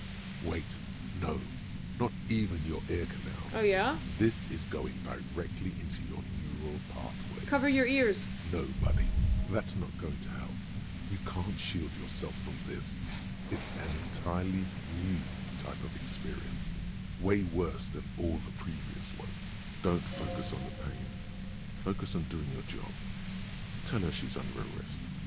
What's happening to me? I'm using a pale latitude compressor. You and your partner have been caught in its field. The explosion of static you're hearing. It's the ULAN frequency, blasted from that pale emitter that Angus mentioned. I saw your equations. It's the ULAN frequency. Saw my equations? You've been sniffing through my lorry, right? I expected as much. I am a bit surprised you knew what you were looking at.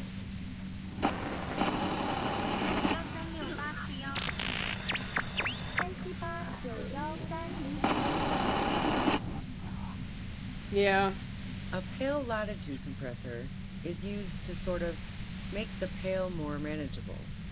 With a lot of these, you can force a radio signal grid on the pale, literally crunch the distance across it. Signals are relayed across a series of repeater stations fixed to buoys. Not a fun job manning those stations. All alone out there in the pale, people lose their minds in just a few years. So, what we are experiencing is a concentration of radio waves. Precisely. This is an industrial strength paraboloid. It's meant for forcing dimensions on something that doesn't have them. Needless to say, the frequencies used are out of this world. At the upper limit is the large prime number generator station. It's used specifically for pale latitude compression. That's why you may be hearing some numbers. But you might also hear, or think you're hearing, local radio chatter. She's been holed up in here for a while with no one to talk to. Keep her talking, and you just might get an opportunity to break you loose. How did you get your hands on this thing? I built it myself. That's illegal. I'm guessing it's patented. But we are beyond that, aren't we? Oh yeah. Way beyond. Well, will I stay like this forever? No. Once I shut down the compressor, the pain will end. It may take a few minutes for you to steady yourself, though. It's a bit like waking out of a very confusing dream.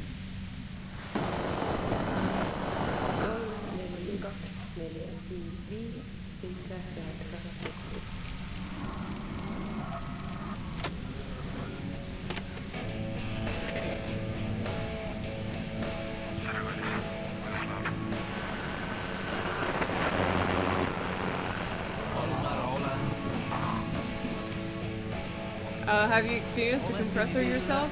Yeah, I stuck my head in there before using it on you. It seemed like the ethical thing to do. Can't say that I enjoyed it. The field was weaker, but I can imagine what you're going through. This is all great, but let's talk about the man who was killed. Yeah, let's not talk about that shit. You were hunting me and fell into my trap instead. That's all there is to say about it.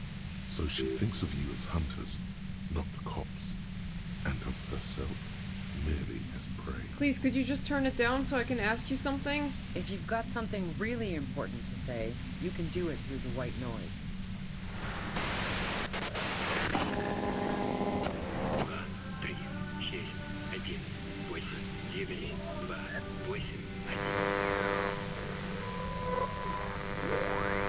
looking for a deal with my mattress.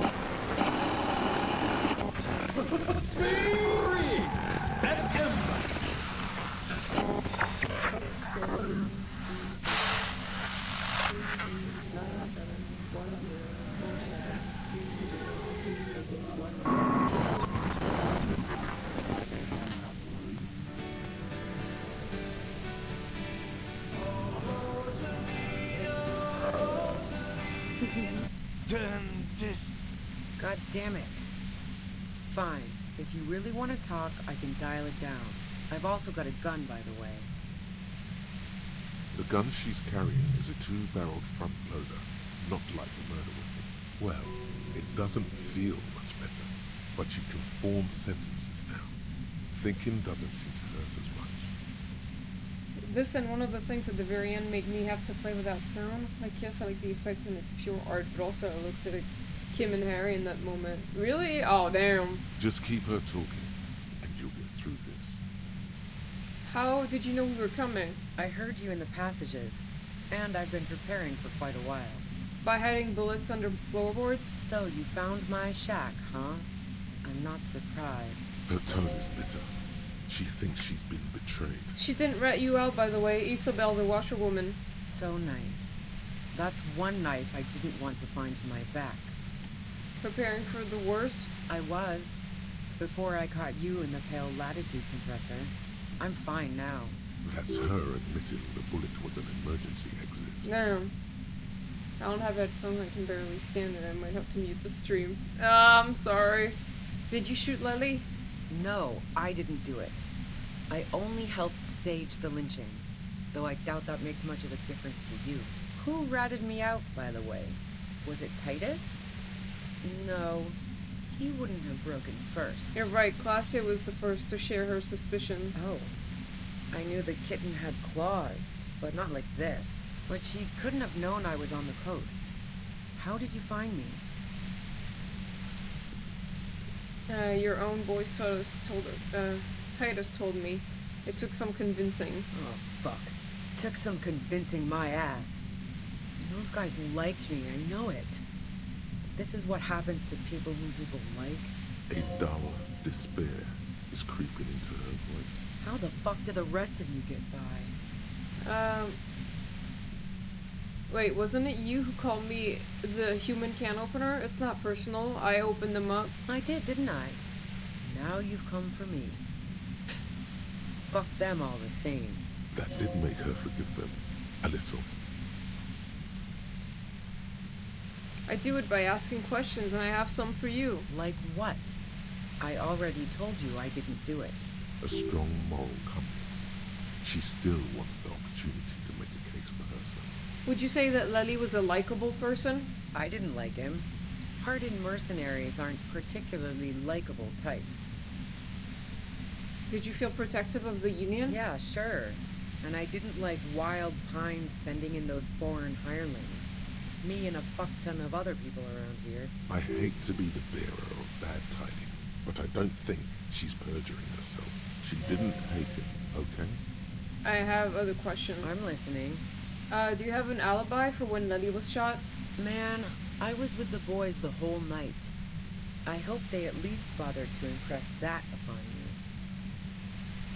you. They were 10 minutes they couldn't account for. You mean the length of a toilet break? That wouldn't even have been enough time. Our investigation has shown that 15 minutes was just enough time to commit the murder. Wow.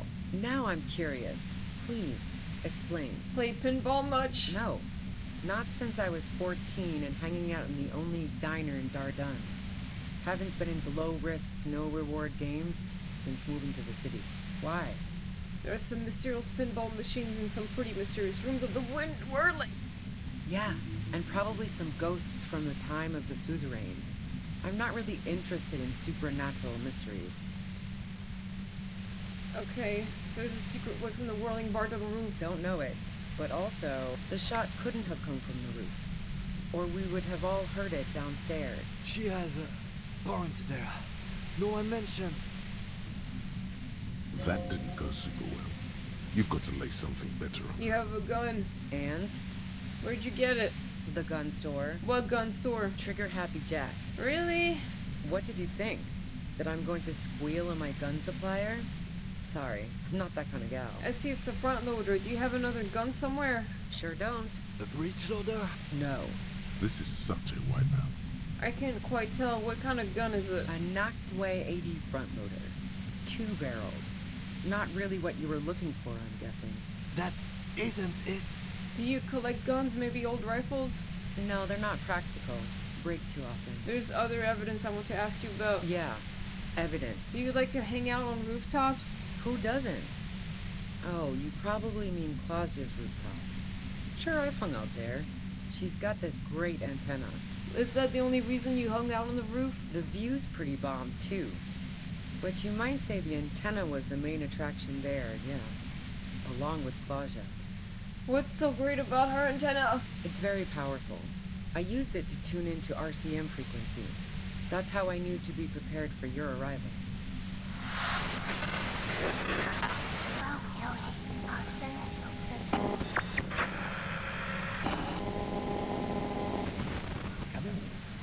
So you're sure you didn't shoot the merc from the roof? Yes, I'm sure. And anyway, as I said before, the shot had to have come from afar. Did you leave any flowers for Classy on the roof? No. Gifts of flowers and candy aren't really my style. Okay, so you didn't leave Maybells? No, I did not. You're running drugs for the Union. I've been through your lorry. So, Heart of Gold Tommy fucked me over too. Never trust a musician. That really comes as a blow to her. Maybe twist the knife, just in case. Make her more desperate. No, he didn't. I found my own way in. Okay, great. You got into my lorry on your own. What now? You're going to arrest me for drug trafficking? Beneath it, she's relieved Tommy didn't betray her. You had a financial incentive to kill the merc. Man, it's to get away from all that murderous shit that I left Jamrock, my previous employer, for the Union. She deliberately avoided naming the mob she worked for. You might be able to find this out later. I got lucky being a dispatcher. Never had to do any of the really dirty work myself. This gun has only been used for self-defense against serious scum. There. It's going to be easier to reach the machine now. But you're threatening us with it. Based on what I've heard about you, you are serious scum. Okay, let's take a step back. Yeah? Where? More questions before doing anything. Who killed the merc if it wasn't you? How should I know? As I keep saying, he already had a bullet in his head when I got to him, and there hasn't been any useful gossip over the radio. Those rings around her eyes, her tired voice. She's been staying up late, listening in on the conversations crisscrossing Martinez. Police radio? You've been following the case? Who hasn't? You know, I can still see him there, in Clausia's room, lying on his side. He was still warm, but the bluish light coming through the broken window made him look as though he'd been dead for a good long while. What happened Sunday night? Tell me your version. She eyes you warily, as though gauging your sincerity. It's okay. We just want to... All right, don't kill yourself over it. I was shooting the shit with Hardy and the boys over a few beers, like always. Then Klasya comes in, all pale and shuddering. She sits down with a drink, trying to steady her nerves. So I grab a seat next to her. Did she also seem high to you? Oh yeah, super. But I didn't think too much of it at first. I'd seen her party hard before. Klasya said you knew something was wrong immediately. No, I really didn't. She's not that easy to read. I just assumed she'd done too much blow. It wouldn't be a first for her. But no such luck. She was in some deep shit. She asked me to come upstairs. The merc she'd been going with was lying on the bedroom floor, dead. I knew she couldn't get the authorities involved, so yeah. You made it look like he'd been hanged. Surprisingly calm voice. How'd you manage to come up with a plan so quickly? What? No. Faking a lynching was her idea. Her idea? Yeah. In cold blood. It really surprised me how quickly she was able to get a hold of herself once we got up there. It was like she was another person. The party girl was gone. Crazy. She asked me to help her drag him into the shower so she could wind the shower head around his neck to fake lividity. Then she dressed him while I went to get the Hardy boy. She lied to you about that. Showerhead? Resourceful. Yeah. I wasn't sure whether to admire her or be disturbed. Do you think she killed Lily herself? As I keep telling you cops, we didn't hear anything downstairs. No gunshot, nothing. But even if this is true, weren't you worried this lynching might lead to... War? The thought crossed my mind. But the mercenary's death was going to have repercussions either way. Although the way things are going... She doesn't want to talk about this, but not because she has something to hide. She doesn't want the guilt. Fuck it. I'm not responsible for these people after what they did to me. If you didn't kill him, why hide? I saw you roll into town. I wasn't about to stick around for questioning by a goddamn La Puta Madre agent. What do you mean La Puta Madre agent? Yes. You. Everyone says you're his peon. His human can opener. Through the sudden sharp pain in your head, you hear the lieutenant mumble something to himself. Fucking hell. And why me? It's especially bad suddenly.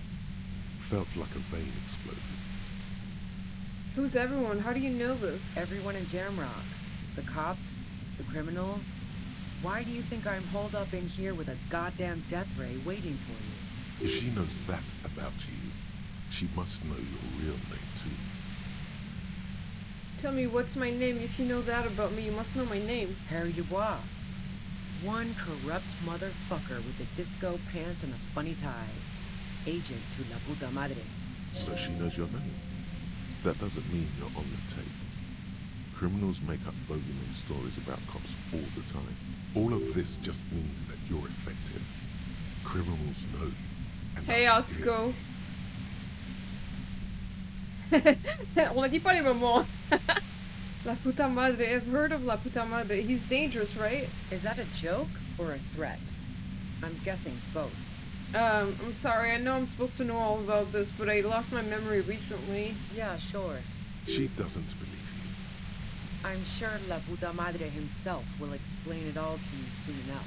What did you do to this Madre anyway? You've been to my lorry. You think the biggest player in Jamrock appreciates competition? And now I have Harry Can Opener in my lair. Fucking Titus. She's not going to change her mind that easily. She still perceives you as a threat. Wait, one thing, possibly small, but she said you rolled into town. Was that you singular or plural? She might know something. When I came into town, was there anyone with me? Yeah, you had your death squad with you. What happened to them anyway? Who was in the squad? Well, it wasn't this scrawny dude. You had 2 guys and a lady. The guys looked pretty buff. Lady wasn't bad either. What else can you tell me? One of the guys seemed chipper, a blonde. The other had a brooding something or other about him.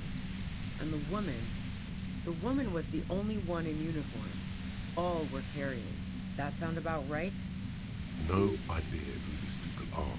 Literally, Satellite Officer Vicmere looks out of the window grimly, then puts his coffee down and turns to Patrol Officer Minot. We could either take a room here in the Whirling or go home for today. Let's go home, Jean. Nothing's going to happen today, she responds quietly. Jean takes his blonde wig off. Call Heidelstein. He can give us a ride. I think I know them. They're in Martinez. Friction, lock, set. Don't leave me here. Please delete. Fantastic. I've got to get on the road. Then you can go find your friends. Unless you have anything pressing to ask me. Do you know about the bunker next door? What bunker? The communist hideout back there. Don't know anything about it. No one's been around since I set up camp. But I'm sure I'm not the first vagabond to...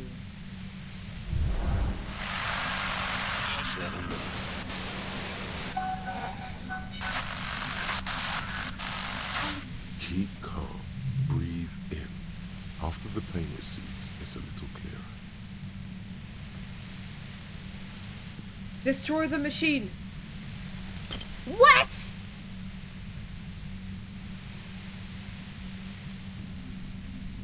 The violent white noise becomes even more overwhelming closer to the compressor. Feels like your brain is swelling up in your skull. Squirm in pain. I know it's bad. Try not to move. You what? Bro, that was so dumb. I got a double one. Okay, make it stop. Look, I know this isn't very fun for you, so let's wrap this up. It had like 97, but I got a double one. Yeah. I got a double one.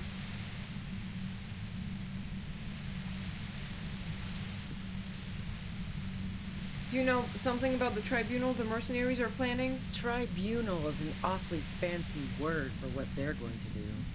But yeah, I was listening to their frequency. They finished their investigation. Now they're gonna put on a show before meting out punishment. Even though those assholes gave me up, I'm worried for the boys. And you, watch out for yourselves. You seem to have a habit of walking into traps. They're planning to set up a trap for us? I'm guessing you don't know that a third mercenary has come to town just in time for the tribunal. Ooh. Now you do. Exciting. The third. Oh, this is bad. As I said, watch out.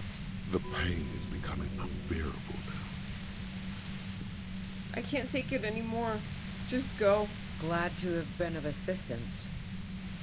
Best of luck to you, officers. No! Revishal's a bitch. The woman runs past you and disappears into the darkness of the tunnel. Okay. Interesting. That's an... okay, I guess. All things considered, it could have gone worse. Shouldn't we go after her? No, I don't think she did it. She's someone else's case now. Okay, so it's not that bad that I didn't manage to break it. I thought it would be really, really bad for me, but it's fine. What would have happened if I managed to break the thing is that she would have threatened to kill herself. Like, she would have put the gun to her head and be like, I don't have, like, this is my only way out. And then you would have to do, like, I think an empathy, like, check to convince her to not kill herself. And, like, when I played last time, I got that check and I passed it. One time I watched my brother play this game and he failed the check, and so he had to watch her, like, shoot herself in the head. That was so bad. But, okay, so the goal is for her to go, basically. We don't really need to fuck with her anymore, so it's fine that she left. It's too late now, anyway. She's gone. What now? Now we have to come up with a really good excuse for why we walked right into a trap like that. This isn't going to look good in the report. Her tent. Maybe there's something in there. Alright.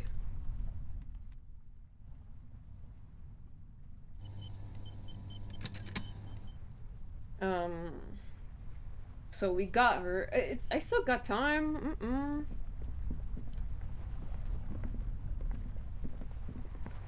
We have time to do the tribunal. Cooking utensils. She has prepared herself porridge with bananas.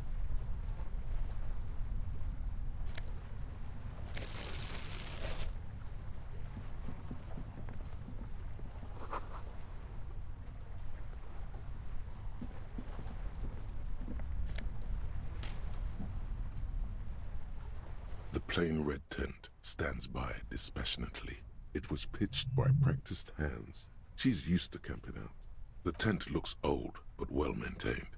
In the darkness of the tent, a rolled-up sleeping bag, cooking utensils, some books, and a kerosene lamp. It reeks of cigarettes. Shine your flashlights on the book.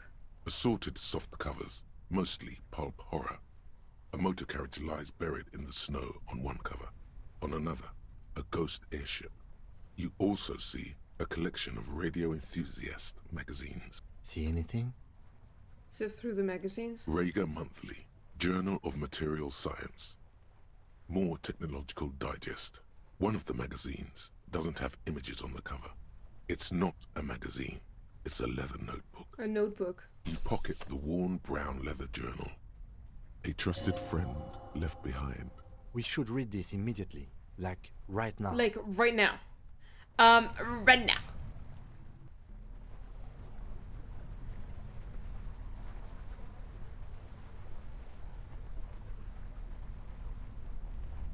A thick journal. The cover is worn like someone used to carry it around in their back pocket. It's made of full-grain leather. The lower left corner of the back cover sports an embossed brand name. Schneller. This was important to her. When it was still hers. Unwind the strap. The journal falls open. About 2/3 of its ruled pages have been filled. Study the handwriting. The large cursive of someone who writes quickly and confidently, perhaps too confidently. Many phrases and even paragraphs have been crossed out, with tiny corrections scrawled above and in the margins. Flip through the pages. It's a mix of logistical notes, diagrams, and personal reflections, all dated. It's good she left in a hurry. We could learn a lot from this. What kind of logistics? Hard to tell exactly. It's mostly noted down in code. Looks like contact information, quantities, directions. There could be useful information about local operations in those notes. We have a junior sergeant at my station who's good with codes. I can give this to her after we finish this. What are the diagrams of? Esoteric radio technology. The most recent ones probably pertain to the latitude compressor, sketches, calculations of distance and density. You make out a familiar spiral shape. Anything personal? Short, wry observations of people and places. Probably a way to pass the time on the road. Also, what appears to be attempts to sort through some difficult decisions. There are a few passages with many questions in them. Staff issues. Always tough on the leadership. You smell traces of betrayal. How far back does the entries go? The first entry is from August 2nd of last year. It reads simply, I know my position is precarious. All I can do is make myself as useful as I can while looking for a way out. Remember, no one is indispensable. Where did she write the date Lily died? Nothing on March 4th. March 5th, though, well, that's bound to come back and bite me in the ass. I'm bad at this. Loyal to a fault. But that's another matter entirely. She is referring to betraying her previous employer. Does this suggest she did it in self-defense? Anything about La Puta Madre? That name isn't mentioned as far as you can tell. Small wonder. Would you talk about La Puta Madre in your journal? You do see an M, though. La Puta Madre. M is mentioned on March 9th and March 15th. Read the first entry from March 9th first. Great. M's peon is coming to town, no doubt to investigate the lynching. But also, I feel it in my gut to finally put a bullet in my head while I'm napping in my lorry or on a smoke break. Well, I won't stick around just to twist my own neck by constantly looking over my shoulder. Then again, isn't that what I've been doing ever since I got the call? Were you supposed to find her, even apart from the investigation then? On M's request? No, you wouldn't do something like this. This must be a mistake. Am I sure this is a mistake? Whatever you may look like, you don't feel like a hired assassin. Read the entry from March 12th. Been holed up here for 3 days now. I'm used to being alone and all, but I don't know when I'll be able to leave, or if I'll be ratted out. They will rat me out, of course. I've made it a point to believe in the best in people, the boys, for example. But experience tells me, did M feel truly betrayed by me? I was feeling threatened. He'd have to know if he threatened people, they'd take measures to protect themselves. Even I know that. Economic measures, first of all. Gotta make a living, right? I can still hear his voice in the receiver. Taste the plastic. The entry ends abruptly. What's the most recent entry? The most recent entry is from today. It reads, even when I leave here, if I leave here alive, what's my next move? Staging a lynching is a crime, even if I'm not accused of murder on top of that. Forever on the run. Not really my idea of the open road. Man, I was really looking forward to winning. It looks like she might have been framed. That would be a first, or a fourth. But who's counting, he thinks. Very rarely does anyone actually get framed. If she didn't do it, then maybe it's good that we didn't catch her? I wouldn't go so far as to say that. We have other reasons to arrest her. Besides, I'm not sure her life as a fugitive is going to be much better than we does. Especially if she has problems with the Madre. Kim, am I really a La Puta Madre agent? No, I don't think you are. Ask someone in your precinct if you want to be sure. He truly does not believe you are. Perhaps he shouldn't be so trusting. Then who do you think killed the merc? Could have been Titus. Then again... But no one heard the shot. Maybe there's a hardy boy we've yet to meet, who acted as his accomplice. Either way, we need to keep an eye on him. One thing is for certain. We have business back in the whirling in rags. Questions to ask. Let's be careful, though. The tip she gave us about the tribunal was disturbing. Let's fucking go. What is Kim doing? Whee!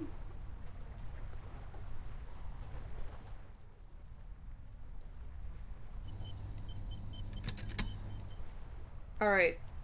Let me get dressed for the occasion.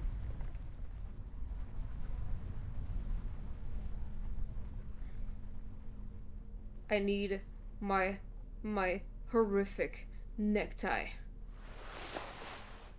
Never leave me. I need this.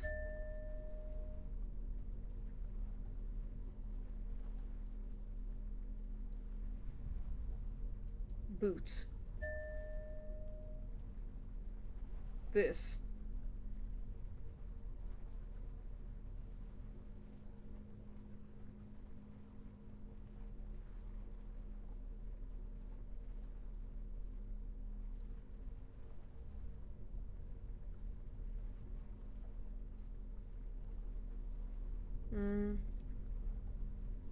Let's look at my stats.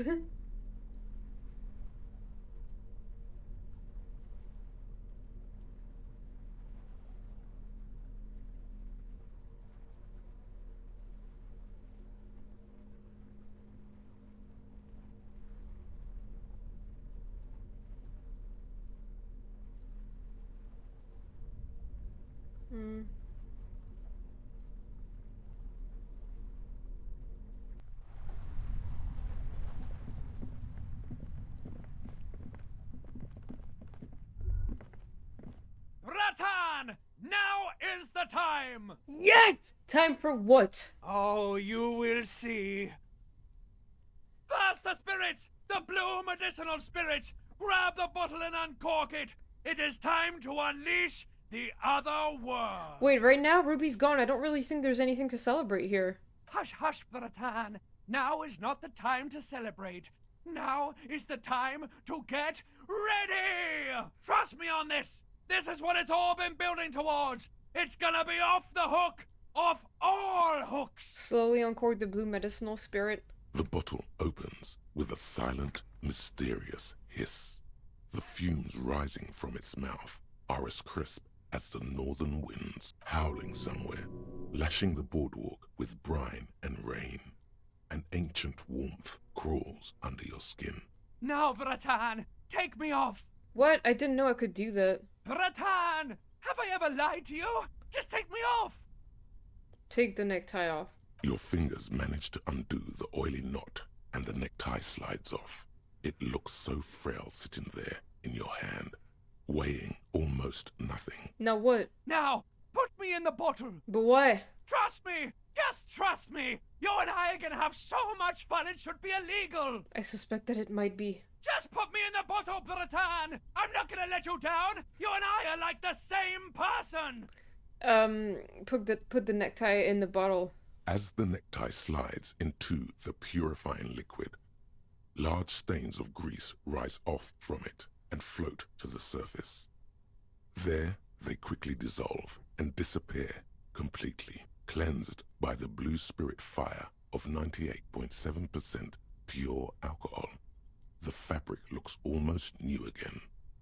No longer like a disgusting worm of the lower intestine, Ew. but like a colorful and deadly poisonous reef snake of the Insulindian Ocean.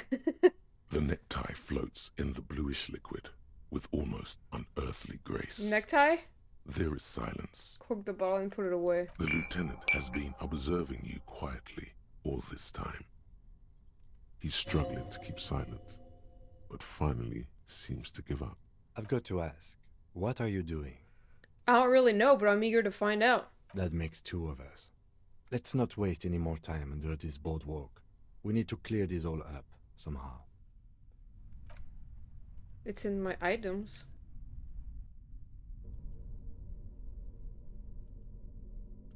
Oh, it's in my tools? I have to have it in my hand, I think.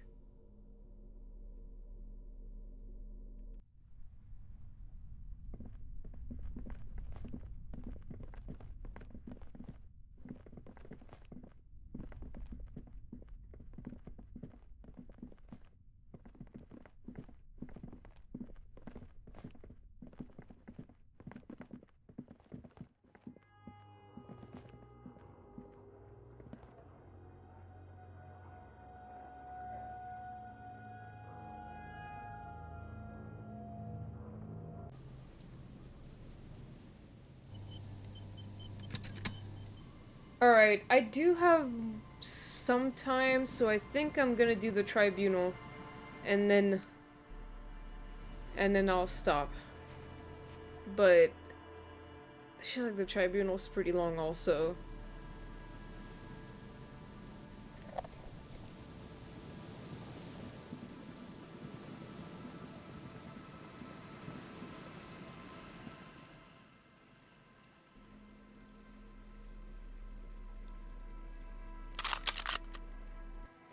I have my gun. Holding the gun feels natural and satisfying. It's like an extension of your arm. That's a crazy place to stop. What? Like before the tribunal or after? I feel like I could stop now, but I kind of don't want to. I think my hand recognizes it. It reminds you of the day you first held it, with fear and respect, hoping you don't have to use it in vain. The sun was out in Jamrock. It was so long ago.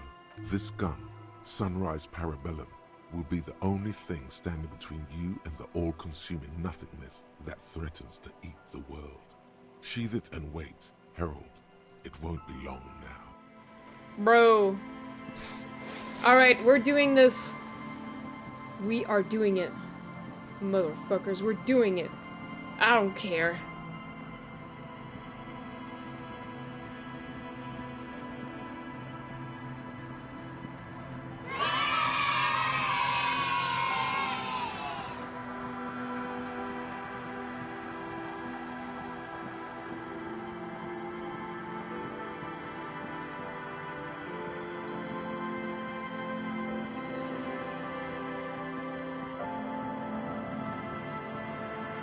And now Ruby told me, it was Ruby, right, who told me there's a third mercenary, so I already know that.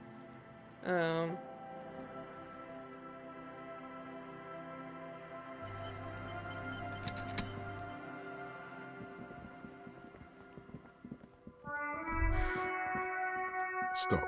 Just up ahead. Danger. You are prepared. Don't put away your friend, your weapon. It is glowing in your hand, ready to serve. The oily tail end of your necktie-turned fuse glistens in the cool spring light. Kim, there's danger up ahead. Yes, I hear commotion. Let's go. I'm ready to do this. Good. Be ready to take damage.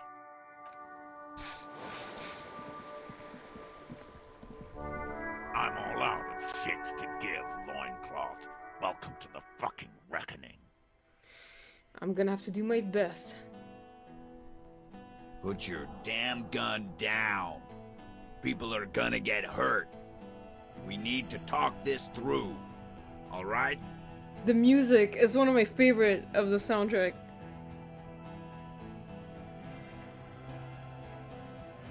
Shut up! You're not gonna talk yourself out of this, loincloth shit fuck. This is the mercenary at the gates. His chest rises and falls under the ceramic breastplate. His fingers reach for the butt of his sidearm. Kim, what's going on here? Shh. This is a misunderstanding. Nothing irreversible has happened yet. You can just return to your unit and forget all about this. The Kypt is merciful, willing to spare us if we just forget about our murdered and humiliated commander. I think we should just kill everyone, Courty. You are all drunk. Come to your senses. You won't gun down 7 people in the middle of the street. This isn't a frontier town or a jungle outpost. Easy, Lizzie. Let me handle it. I know guys like ways. I'm sure we can come to a peaceful agreement. Ain't that right, fellas? He is facing overwhelmingly superior firepower, and he knows it. Peaceful. Nest in your abdominal cavity like a little wild mouse. The masked man's words are barely intelligible, but you can hear them. Fuck, she was right. That must be the third mercenary. The lieutenant is genuinely worried for his life. You should consult him before getting in there. What do we do? My plan is not to get killed, but we have to intervene. He doesn't want to, but he must. The big one is the mercenary at the gates. If this turns into a firefight, we should take him out first. A sound strategy. He's the leader. We're out of time. This is... The Mercenary Tribunal. Stop. This is the police. Get lost, comedian. You cops had your chance. Now it's fucking time for some justice. I think he's calmed down a bit. Pig fuck! Oh. I can see you're drunk. Ah, yeah. Welcome to the fucking party. You're probably gonna get killed too. I don't give a shit if you're cops. No one is going to kill anyone. Let's just put the guns down and talk like civilized human beings. With a wordless gurgle, the killer loads his long rifle. The leader gives a small nod to the helmeted man. Suddenly, the blue medicinal spirit in your hand seems to have a pulsating glow. It feels enticing somehow. All right, end game. Light me on fire and throw me in his face. Wait, it's a good thing you have an anthropomorphic petrol bomb. It really is. But you have to soften him up first. Present an argument. Even if it comes to a fight, it's a good idea to get under his skin first. You've brought backup from out of town. Oh yeah, that's Rude. Rude, the killer, Howen Cloven. He doesn't talk much. All of you cunts inside out. Oh, cool. What was that, Rude? Rip you open. The killer. The gunner. The raddest. The killer. What do you think he does? There, on the rim of Owen Cloven's helmet, you count.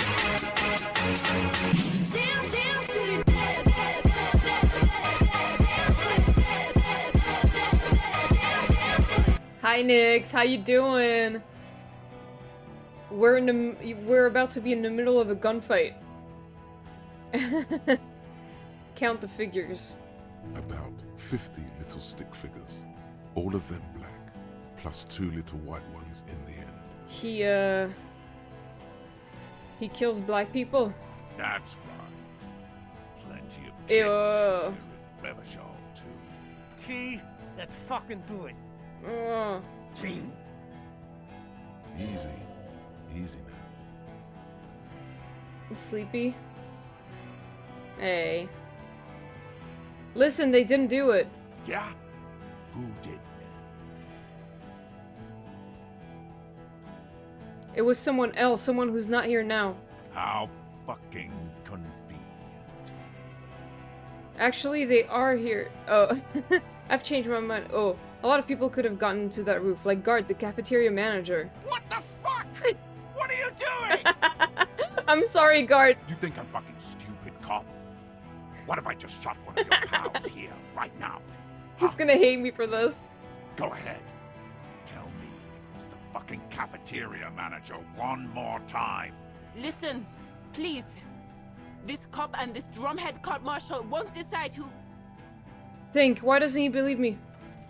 The Hardy Boys confessed to hanging him, all together. Titus said we took him out back and hanged him. He said it loud, in a public place. Listen, he was shot, he wasn't hanged. Listen to me. You're lying. DePaul heard it. You heard wrong. She and these men have been helping us find the shooter. The hanging was only a cover-up. Listen. Fucking liars. The shot rings in your ears, a low, tinny ring. Then the Hardy Boys yell something. The young woman stands and looks behind her. The shot has flown over her head, crashing a small pane of the glass window behind her. I missed. I know what I heard, Corty. They said they killed him. They said it was a good way to end a Sunday night. That doesn't sound good. You need to change the topic now, or there will be another shot. What topic? Shots have been fired. Act before it's too late. This was a close call. You're all drunk. Look at yourself. Yes. So what? Nothing. It's okay. Your judgment is impaired. You'll regret this. Nah. I'm clear as day. Fucking government-ordained super soldier. Enough already! What is this? We didn't come here to fucking chat! Interrupt me again and I will execute you on the spot, Lance Corporal. Got them arguing. The Wild Pines rep does not approve of this. You think I care what that company cunt thinks?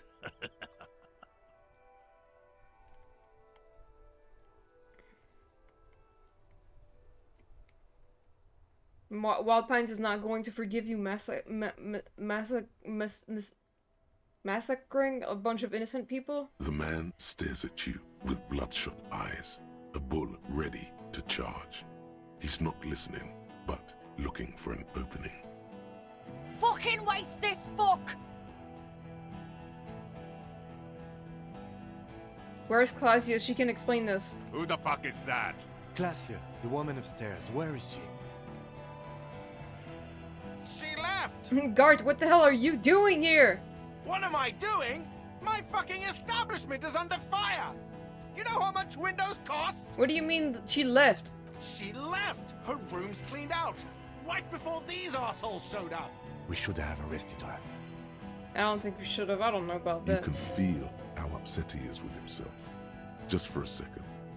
Then the fear takes over and he's back in the moment. Hey, Bushman! Your little cunt isn't gonna help you out of this one! She's gone. Forget about it now. Concentrate on this. Talk about the hangman. Dangerous. Ask about him first. You don't want personal facts about his dead friend coming out of your mouth. He has to start it. Who are you, Corty? Sergeant Major Raoul Cortiner, reporting in to burn this fucking mud hut to the ground. As he moves, the interlocking pieces of his armor click. Softly, click, click, click. The realization comes to you, like a picture puzzle coming together. His name is Raoul Cortiner. The dead man's name is Elise Cortiner. He's brothers with the deceased. No, probably foster brothers. Elise was put into a foster home, remember? For killing, maiming, and humiliating our commanding officer. We're all sentenced to death by lead. Courtenaire, I know that name. He sways from left to right, inspecting you. Raul and Ellis Courtenaire look him in the eye. I'm sorry about your brother, Raul. He wasn't my fucking brother. We just grew up on the same farm and got beat into place by the same sick fuck. And then went to the same military academy, in the same unit, in the same war. Same fucking mudhut town, too. Okay, good. His parents left him in a fucking leaf compactor. Who? Laylee? Yes, when he was small, just an infant. We researched him. We contacted the ICP and looked at his birth records. That was in there. And other things. They fucking put Laylee in a leaf compactor.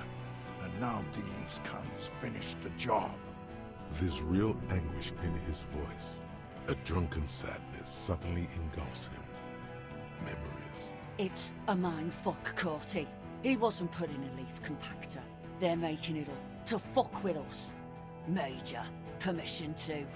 Open fire. We can't have that. Listen. Interfere now. Listen, you're Lily. Everyone says good thing about him. He was a talker. Fuck do you mean? Talker? We've heard testimony. People say he was charismatic. Nice guy to be around. I don't know about that. Yeah.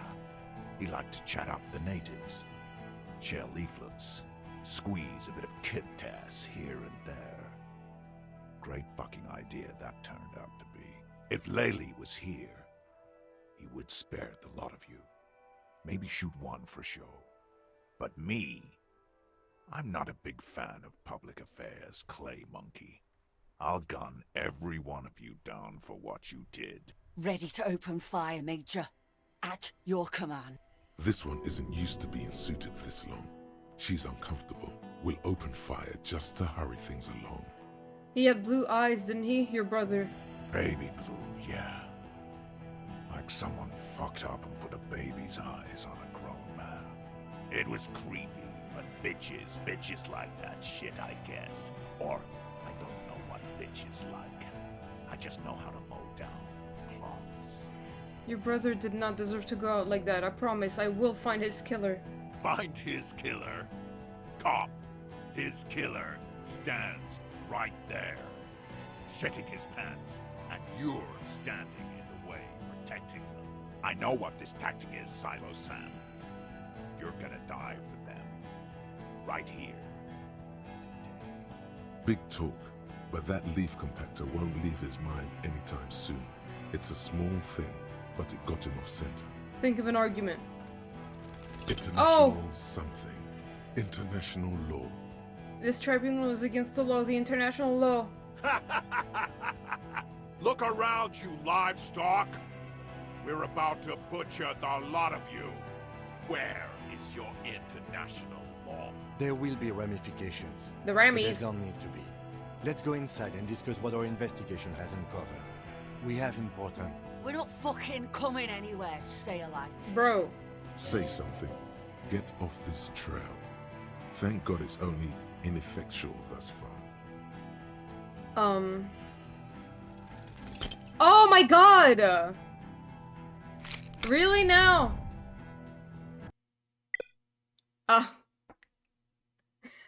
Maybe the timing isn't so bad this time. I don't know what was about to happen. I guess we'll never find out.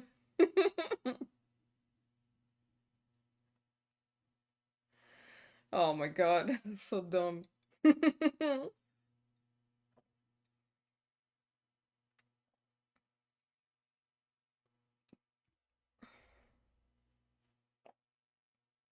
Well, I guess so.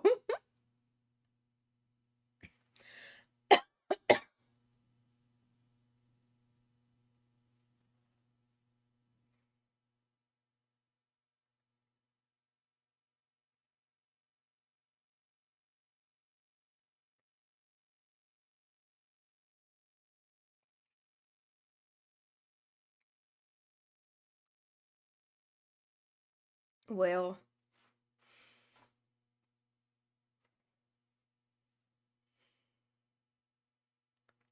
I'm gonna skip this dialogue so it doesn't take too long. Hopefully I get better results.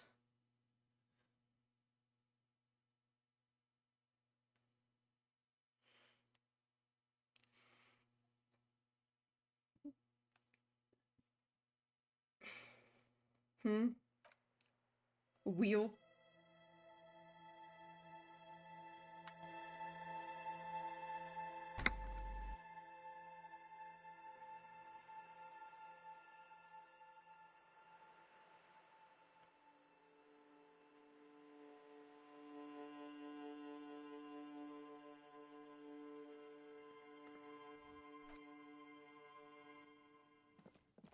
Is it the hand-eye coordination that's the skill? Maybe I'll put a point in it. Yeah.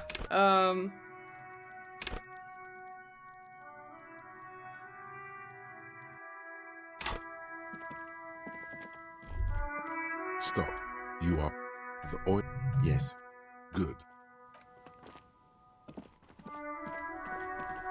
I'm all up. Would you shut up? This is the mercenary. This is the Kipt. You are. He E. Nest. Fuck. The lieutenant is genuinely worried. The mercenary tribute. My plan. He doesn't want to, but he. If this turn just sounds. He's. Get off. Fuck! Ah, yeah. No one. With the lead. All right. Wait. Even if it comes to a fight. Oh. All of you cunts. Rip you open. They're gonna. What do you think? There, on the rim of Owen Clover. About. That's T. Easy. Yeah? Who did that? How fucking convenient. One of us? How about the kid? Go ahead. Listen, please. The Hardy Boys confessed to hanging him. You heard wrong. She. Fucking liar. The shot. The young woman. I missed. I know. That doesn't I sound. think Lizzie straight up dies if need you to fail change this the check. topic Like, he now, shoots her. Or there will be another. What topic? Yes. So what? Nah. Enough. Interrupt me again and you think I care what that company cunt thinks? The man. She's gone, you stupid fuck. Stay cool. Don't. The company bitch is gone. Guys, I just get in the way. I don't even have a gun. Hold your ground. Any more of you run, I'll shoot you myself. We're doing this together. They're huddled close in a formation. Steal. The rest will stay. Who the fuck? Glacier, the woman upstairs. Where is she? She left. One of my. She. We should have. You can. Hey, Bushman. She's gone. Forget about it now. Dangerous. Ask about him. Sorry? As he click. No. For kill. He swayed. He wasn't my fucking brother. Same. Okay, good. Who? Where is This. It's Open fire. Fuck do you. We've heard. Yeah, if let. ready to open fire, Major. Baby, it was creepy, but big. Fine, I know what. Big talk. But that leaf compactor won't leave his mind anytime soon. It's a small thing. Okay, but it please. got him off center. I'm at 83%. Please. Alright. Alright. Here we go. This is an illegal tribunal. Granor would never sanction this. Who's the commanding officer? Take your pick. Really? None of this looks like it's going to do anything but piss him off. You only have time for one argument. Choose wisely.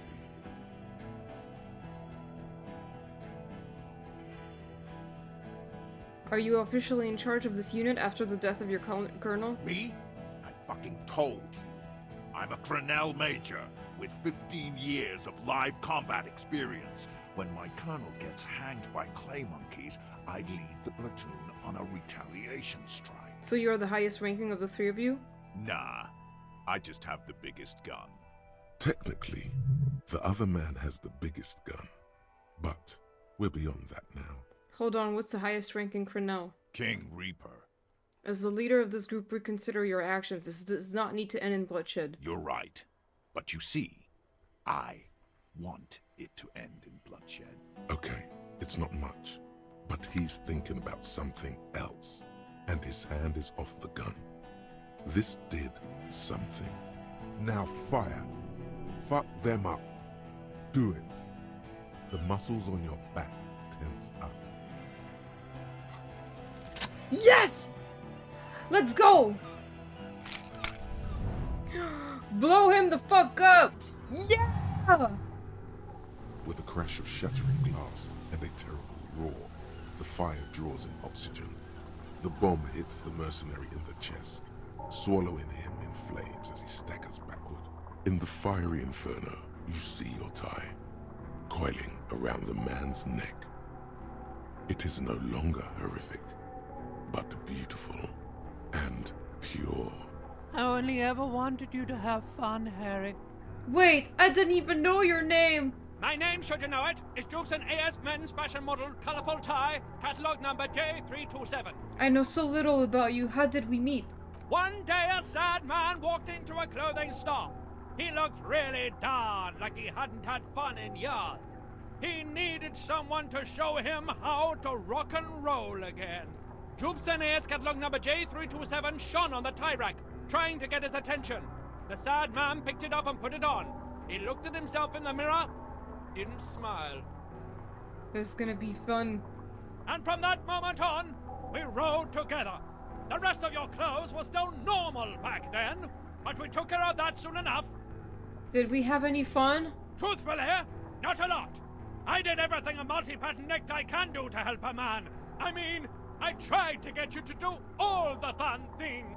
Drink beer, drink wine, drink cider. Go to parties with young people around and drink beer and cider. Do drugs too, so you don't fall asleep. You had some fun, but not enough to heal you. What's wrong with me? Your heart is broken, Bratushka, and it cannot be mended. Believe me, I've tried. I love how the name is changed to Beautiful Necktie. Am I going to stay like this forever? No, you're going to be mowed down by gunfire from the 2 remaining mugs. So no, not forever. Who broke my heart? You both did, Bratan. Deep down, you know it was both of you. Oh, No, God. it was her mostly. Don't lie to him, Necktie. What's going on with that guy? This guy, well, his face has cracked open into a Bratushka. scream of terror. It looks like he's I don't even know what performing some Bratan sort of means, a like. shamanistic dance that requires you to be on fire. Yeah, his body contorts in a very disturbing manner. There's no mincing words with this one. He's dying a horrible, painful death as you're talking to your tie in your head. Oops. Smells like a steak on the grill. The burning flesh in your nostrils. May he find peace by his stepbrother. It's good to see you still have capacity for compassion, my friend. Deep down, you are a good man. Goodbye, Necktie. See you on the other side. Harry, for God's sake! Watch out! Ooh. To your right, the killer raises his rifle and takes aim at you. His moves are steady, but the long barrel of the rifle sways slowly. Kim, where's Kim? From the corner of your eye, you see the lieutenant raise his pistol and aim it at Rude. Blink, think. You stare down the barrel of the gun.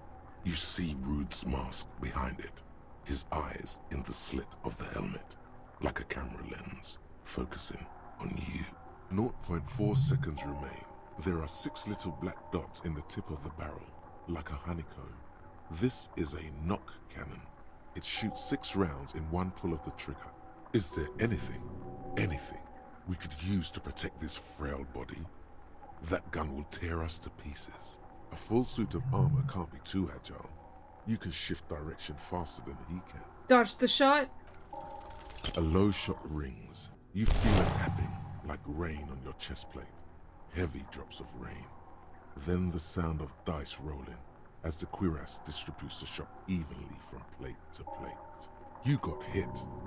The armor took most of it, but still your ribcage burns.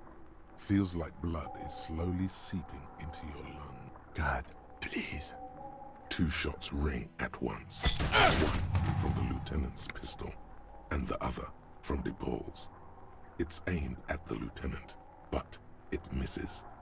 You hear a scream behind Hell you. yeah, Kim. Kim, did he hit the rifleman? Blood gushes from the helmet's eye sockets as Rude staggers back, disoriented. The sounds coming from his helmet are not human. An unbelievable shot from the lieutenant. Who screamed? Glenn. Dying Glenn! in a puddle of blood behind you. His mangled torso has 2 gunshot wounds. Blood gushes out of them like red geysers. Oh, Glenn. Oh God, watch out. You see 2 crazed eyes stare at you through the burning meat and the flames. With his face boiling off, the man raises his pistol at you. Then he squeezes the trigger. Look the burning man in the eye. The look of vengeance framed by melting skin. This is the last thing he will do on Earth. But he will do it. He will end you. Here it comes. Death.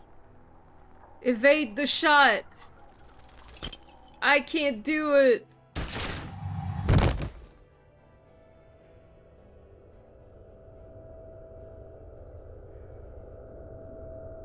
You can't. There is no time. Something inside your pelvis explodes. Your entire lower body is on fire, and your legs can't support you. He died. You fall down like a rag doll. The pain is too immense to scream. It pushes the air out of your lungs. Everything goes dark. A distant blur as you recede into it. Listen through the darkness and the pain. The Hardy Boys are screaming, fighting, dying. Someone jumps over you. Nearby gunfire shatters glass. Stop! The cop! Protect the cop! He's down! Titus! He's trying to protect me, Titus! Touch your lower body. Feels slick and warm with blood. The pain is too strong to know what has happened there. Even clutching to your consciousness takes everything you got. What parts of me are missing? Most of what's down there. Oh, God. It's all gone. Open your eyes now. You have to see what's happening. No. It's just a fair. Even if... Who cares? No one wants you anyway. What do I see? Nothing. A persisting darkness. Dancing lights of pain. Distant shadows cast Kim. by them. Like a hellish play. You're bleeding out. No one wants to do anything with me. No one wants to party with me. Stay with me. Everyone is so evil. Yes, keep talking. You hear me? Stay awake. But you can't. It's so hard. Your eyelids grow heavy, and the sounds ever more distant. And the cold comes over you.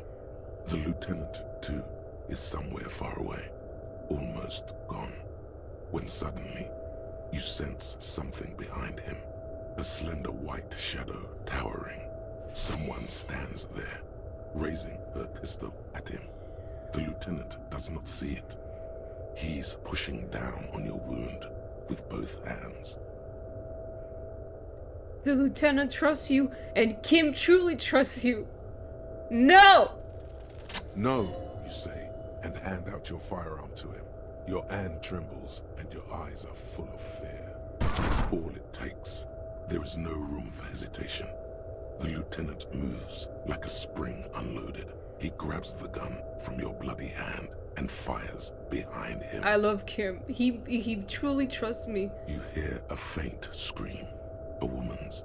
Then the sound disappears. I'm like gonna someone cry. Pressed stop on the I tape. did it, and I think I saved Titus too. So is Kim. Then the whole world. Fell into total darkness. This is death. One more door, baby. One more door. I'm hoping that I got the best ending, like the best version of the tribunal, and that Titus didn't die at least, because last time I played this, Titus got killed, but I don't think he got killed this time. Oh man, this entire thing. Will I be a ghost now? Brother, You already were a ghost. Up there screaming along with all of them, scaring each other, haunting each other.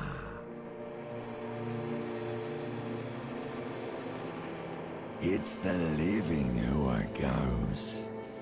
The dead are silent. They don't rattle windows or write letters in blood. The living do. Leave them behind. Rest. No, let me back into the fight. The fight? There is no fight. The fight is over. It was lost 1,000 years ago. You have laid here forever. Keep falling deeper. Take the door. He's not taking it. His body is not taking it. Oh God, no. He's not disintegrating. He's swelling up instead. Over the hours, hurting, moaning in his sleep, and rotting, and being disinfected, and smelling of drugs, and feeling saliva in his mouth, drifting in painkillers, thrashing in his wound sleep. He can't go. Not before the case is solved. There is a radio in the distance. A radio of the world. Playing sounds. Good morning, Elysium. Soon you will return to the world. Hours turn to days. Soon we will get up again and go through it again. Finally we know what the infernal engine was outside. The clarion call.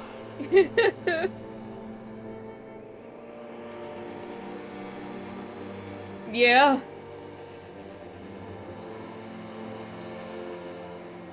I'm asking myself the same question. I think I might have put that in engraved on the winds, maybe.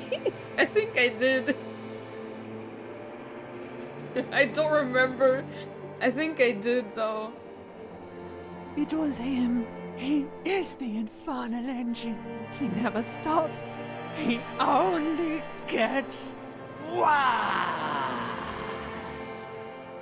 I have to look for it now, because I feel like I did write this in. Yeah.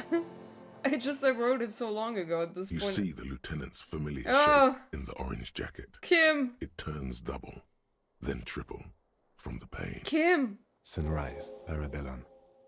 Yeah, Sunrise Parabellum. Ouch! It's not ouch time yet. You just got the Drouamine pill an hour ago. Wait until it wears off. The room, it's clean. Mr. Gart cleaned it. It took him an entire day. How long have I been out? 2 days, in and out. You've been up enough to take Drouamine and curse. And drink water. The piss jacket, Kim, you took it off? Yes. The joke wasn't funny anymore. I took it off. The close proximity of death must have made the lieutenant contemplate his life choices. He's done with the jacket. Was he wearing it? I'm confused, because he never was wearing it. What did you say, Sunrise? Sunrise Parabellum. Sunrise, prepare for war. It's an old revolutionary saying. My gun, it's engraved on it. Cops like it. Is it war today? The gates of the harbor are boarded up. The streets are a little more empty. Apocalyptic violence is yet to erupt, I am relieved to say. I think we may have held it off, for now. Barely. I think I got the same dialogue last time, and I think it's a glitch, because... Yeah, I was confused. I remember being confused about it last time also. Good. Yes, we have also completely failed. But that's okay. What happened? What happened? You threw an improvised petroleum bomb at the Major. A firefight ensued. The time made me do it. He does not answer, and searches for something in his coat pocket instead. Is he dead? Very. He died in the hospital. Let's go! A blood-stained killer. I'm a killer. You're an officer of the RCM. As retaliation, the rifleman tried shooting you. He hit the cuirass. I heard it go off. I was looking for a clear line of sight to him. He sounds a tiny bit sorry he did not find it before you got hit. I shot and wounded him, while Glenn took a bullet in the spine. It was meant for me. He did not survive. This is not the first person to die in his place. He goes on. Titus, Fat Angus, and Theo charged. Angus and Theo did not make it. Oh. They both died before they made it to intensive care. Titus survived! Titus survives. So do Alain and the musician. I forget his name. Titus survived! Then my last playthrough, Titus died, so I'm like so happy. Eugene? Yes. He's still alive too. Oh. You were bleeding out by then. I think you say that no one wants to party with you. And you warned me. I was able to disarm one of them, the Paul, before she got the jump on me. Thank you. I killed her. And that's what happened. Oh. So you also killed... He nods. I thought you only smoked one a day. This is the one. And they're all dead, all three of the contractors? The Paul was the last to die. Everhart had their bodies returned to Crenel for a funeral. The company is yet to retaliate. Why? Because we deterred them? Or Joyce did? Maybe the harbor in full lockdown is too costly a target. Or maybe they are simply taking their time and will attack soon. I don't know. How many casualties on the Union site total? 3. Glenn, Theo, Angus. The fat one, he took a lot of bullets. And Theo, he was just too old for combat. And that's... All. It's a total shit show, Kim. Yes, officer. 7 people are dead. It's not a success. You said 6. But what's done is done. The violence is cordoned off. The Hornets did not get into the beehive. The worst scenario has not materialized. Yet. RIP, R.I.P. to nice personality Angus. Yeah. And we are still alive. Both of us. He did not expect you both to survive once you stepped between those two armies. His smoking, his hunched back. You have it worse, but he took a real beating. That cigarette has medicinal purposes. How bad am I hurt? Reasonably bad. You were shot in the left quadriceps. That's your thigh. It appears no major arteries were nicked. The bullet was removed and a bacterial infection treated with mercurochrome. Mercurochrome. The bruising in your shoulder is negligible. They almost took the Negligible. brunt of the fire. Can I walk? We will see. If it's possible, then by pure willpower alone, you are going to have to become a psycho-locomotor. I'm a psycho-locomotor. Good. You'll need to be. Whatever that is. Has anyone from my station been to see me? No. Oh. A man and a woman sit in the front seat of an armored motor carriage. The woman is driving. The man lights a cigarette. Jean Vicmer is his name. The asphalt vanishes under the wheels of the machine. Ahead, harbor cranes rise to the sky. Back to that shithole, he says. They don't care about me at all. I called your station after the fight. The injury was logged in. They told me they've sent officers to join you on the site. Odd, you haven't seen any, have you? I'm sure they're worried about you. If not my station, then who treated me? I did. Thank you. No need. Are you hurt? Not very. I have a concussion from that woman beating me with the butt of her gun. I tried to not move too much. Things would be worse if you didn't warn me. Thank you. I did not see her coming. Stupid of me. Okay.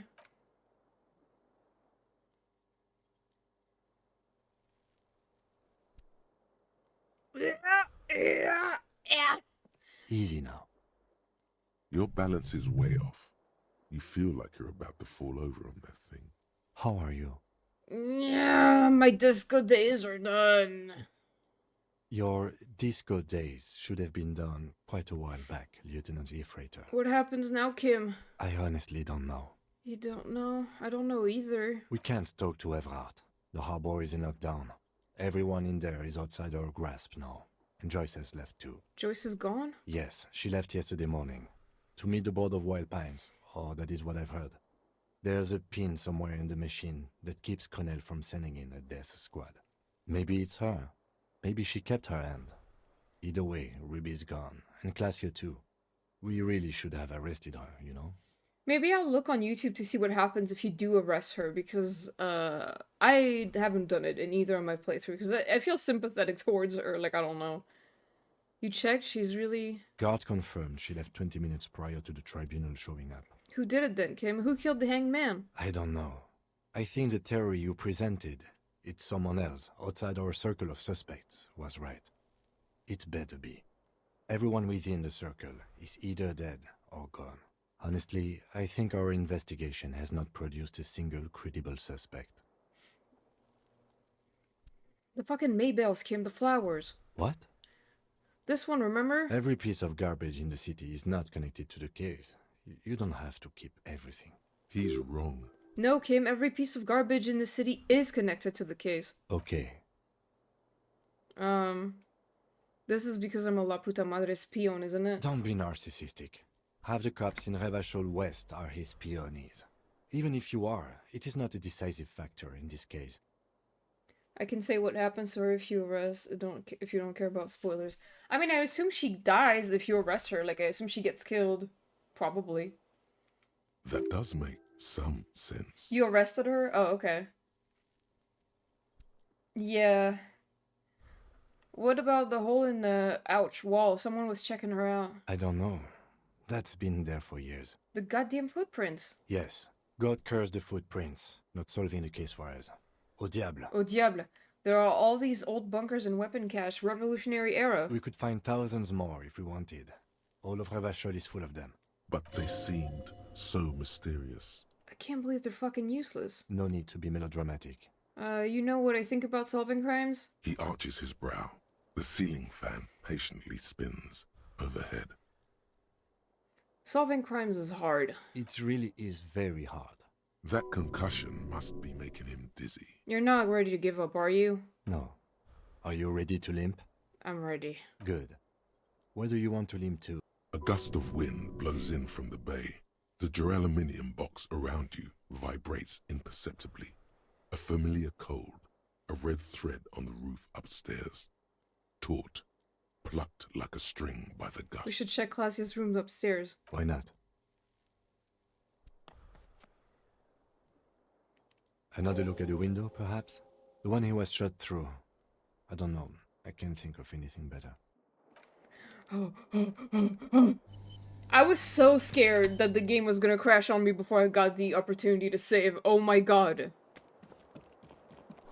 Newly replaced glass shining in the morning light. You hear traffic outside, back in the world again. The bed's a little nut. I want to talk to Titus before I go to bed. You see gleaming white enamel, no bottles inside. Look, the door is open. You can walk right into Kim's room. Can I? Oh! I didn't know! The bathroom mirror has been... Wait, I'm gonna do that.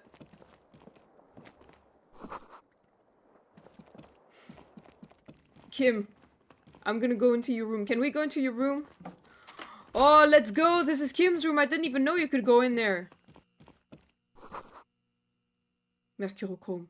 Scalpel antibiotics. Bro, he really took care of me. My wife. This has got to be the most cursed Disco Elysium playthrough I have ever seen. Granted, this is the only one I've seen. These papers bear the stamp of the RCM. They appear to be fragments of the lieutenant's paperwork, half finished. You make out notes on this and other recent cases. I had Gart open the door to your room. You were running a low bacterial fever the first night. Thank you for keeping this thing alive a little longer. It would have been easy were it not for my concussion. We both got lucky, considering the odds we faced. Let's go? No, I want to keep looking at this. I am sure neither of us feels solid enough to keep... God damn it.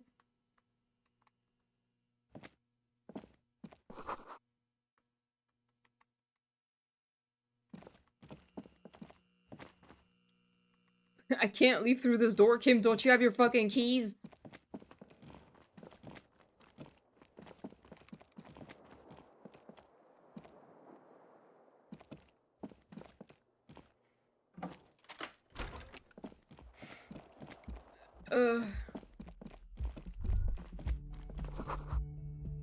Maybe if you don't run, it'll be okay. Sure. I want to talk to Titus right now. Cause last time I played, he died, so I couldn't talk to him at all. He died. Gart, I'm so sorry. Oh, you're up. It's good to see you back on your feet. Did you like your room? I cleaned it for you. I did, thank you. Big improvement. You're welcome. I thought it would be nice for you to wake up in a clean place after you let's be fair, defended this establishment and its clientele from gunfire. Let's go. I give credit where credit is due, and that was a crazy move. Crazy effective. Petroleum bomb. Never seen anything like that. I was there until it struck him. Crawled inside then. Bullets started flying. Anyway. He really wants you to realize that he was also on the balcony looking by, in the danger zone, so to say. I wish you a quick recovery. Also, you and your partner are staying here free now. This establishment supports cops. The stay is free, the drinks are not. It just felt I needed to specify that. Where did everyone go? Oh, you know, people don't tend to stick around after shootouts. Turns out they're not good for business. What happened to the man with the sunglasses? I don't remember everyone who comes here, and many people wear sunglasses inside lately. Must be a fad. Okay, so I have to mention when it happened, you were right out there on the balcony. Yeah, I was. Yeah. That's because I'm a bad ass. It really took courage. Don't pick at him. Okay. I guess you are a badass. Yeah, I don't know. Clients were panicking. And also, I guess I sort of found out that I don't give a shit if I don't. Oh, damn, guards! He means it. It's not just boasting. It's something he discovered about himself, stepping onto that balcony. Alright, thanks. No problem. They'll come back. They always do. Bye. I'm still not drinking. Hey, man! You okay? Hi again, Gendarme. Well... Bye-bye, Gendarme. You have nothing to say to me after I almost died. Alright. Titus! How are you, Titus? Seeing you approach, the bruised man raises his bear in welcome. Crazy motherfucker. Didn't think you had that fury in you. But I guess I've misjudged a lot of people lately. There I was, thinking, where are we gonna find a tin opener large enough for those cans? Then Capo Loco shows up and just sets a man on fire. Impressive shit, Copper. None of us would be breathing right now if it wasn't for... I guess what I'm trying to say here is, thank you. I mean, some of your guys are dead. This is big. It's as big of a thank you as Titus Hardy can muster under any circumstances.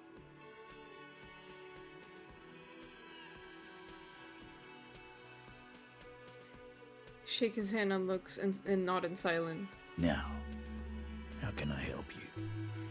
I'm sorry about the people you lost. Dio was old. I think he'd be pretty happy with the way he went. Never could imagine him withering away on a sickbed. But Angus, he was just a stupid kid. Didn't realize the mess he'd gotten into. Trusted me.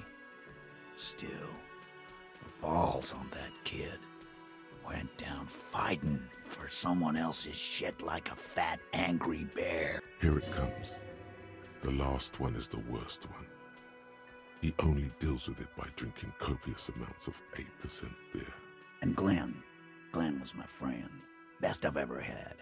I'd love that crazy homo like my own brother. We're all fucked without him. But what do? This job is shit.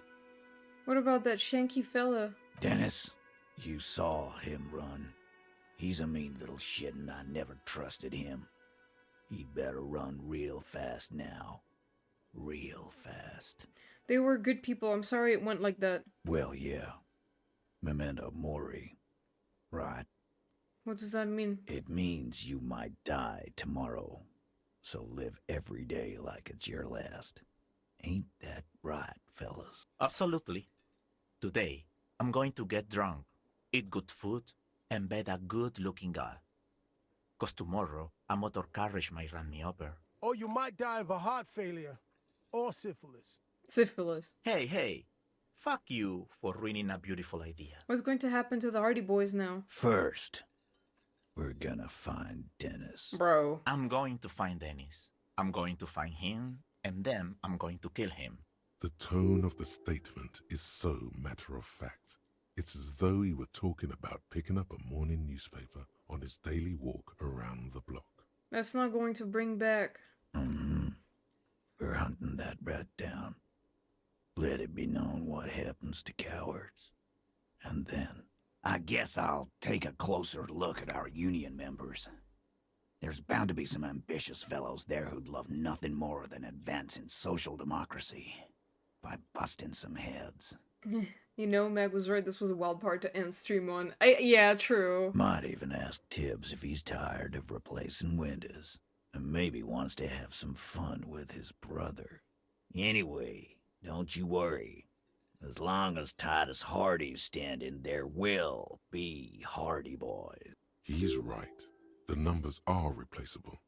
In an organization of thousands of men, there are plenty who'd join. Do you know what happened to Clausia? Don't know. Don't care.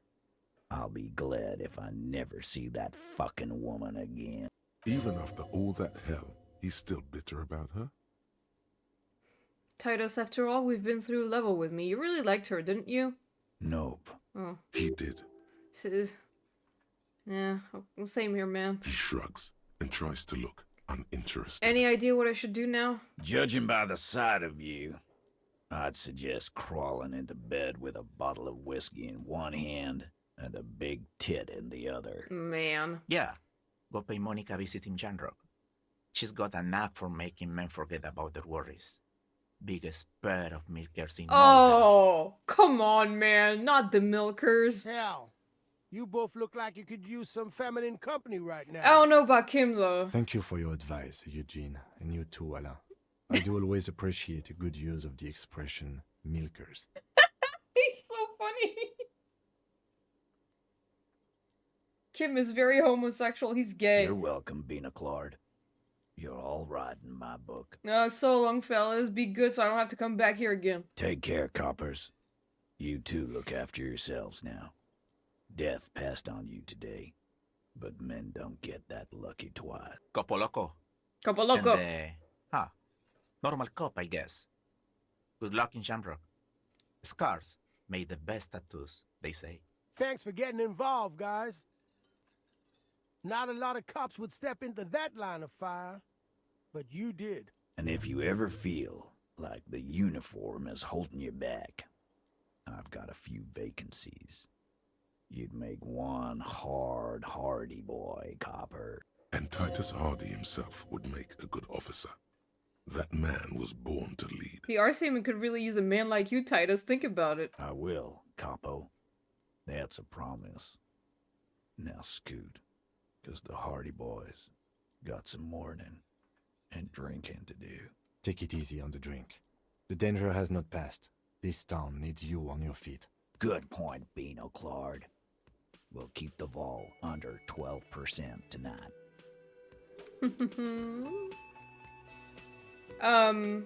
Before we stop, I want to do just one last thing.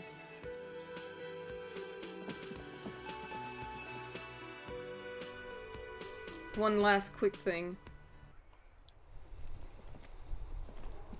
Un jour, je serai de retour près de toi.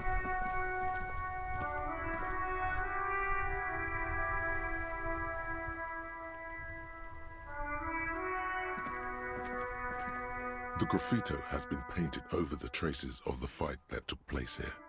It smells of blood and heavy fuel oil. This was Cindy the Skull. Looks like Cindy the Skull finally found the words for her masterpiece. The lieutenant crouches, touching the fuel oil with his finger. Looks like it. Yes. This is still fresh. It wasn't here yesterday. I smell heavy fuel oil. And blood. Some of it is even yours. Cool. Heavy fuel oil. Isn't that flammable? What are you trying to imply, fingers? You could buy some smokes, light up a ciggy and throw it in there. You know, just to see what happens. See if it's flammable. It's better that way. Safer. Yes? What? I wasn't trying to talk to Kim. The graffito. This was Cindy the... I don't have... I just wanted to look at this. I thought I could light it on fire now, but I don't have smokes. But I thought I did.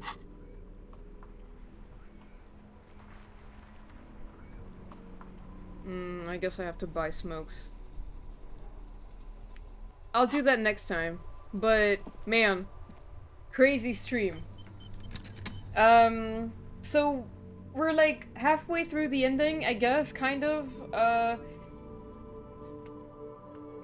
I feel like it might take a little bit, might take 2 more streams to get this done, because the rest of it is pretty long. And I don't think I'm gonna be able to do it in one stream. So I'm gonna stop for now. That was pretty great. I'm really happy with the outcome that I got. I was really hoping that Titus would not die, so this is cool. Know that in my heart the canon ending is Harry shattering the game with his tie. Oh yeah, the one that I got first, fucking breaking the game with his fucking Molotov cocktail or whatever. Alright, thank you guys so much for coming, I really appreciate it. I'm so glad y'all could be here to experience with me today. To experience this. That was really fun. I fucking love Disco Elysium, man. And we haven't seen it all. There's still so much to the ending. And I'm excited to experience the rest of it again. Oh my god, dude, the last stream! Wait, I'm not gonna say anything more. Alright. Thank you guys. I'll just see who I can raid and then I'll go for now. But I'll be playing more of this on Friday. I think. And possibly Sunday, so because I just figured out that I'm gonna be available to stream on Sunday, because I thought I wouldn't be, so I didn't put anything on the do you perhaps want to be free. Want to be free.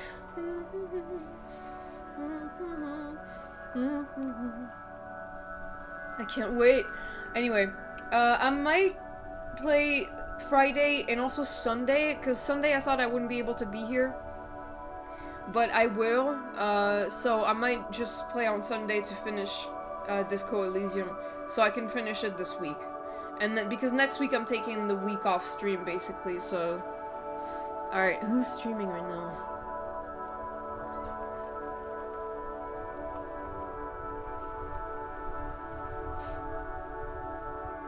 Okay, we're gonna raid Live on Shadow.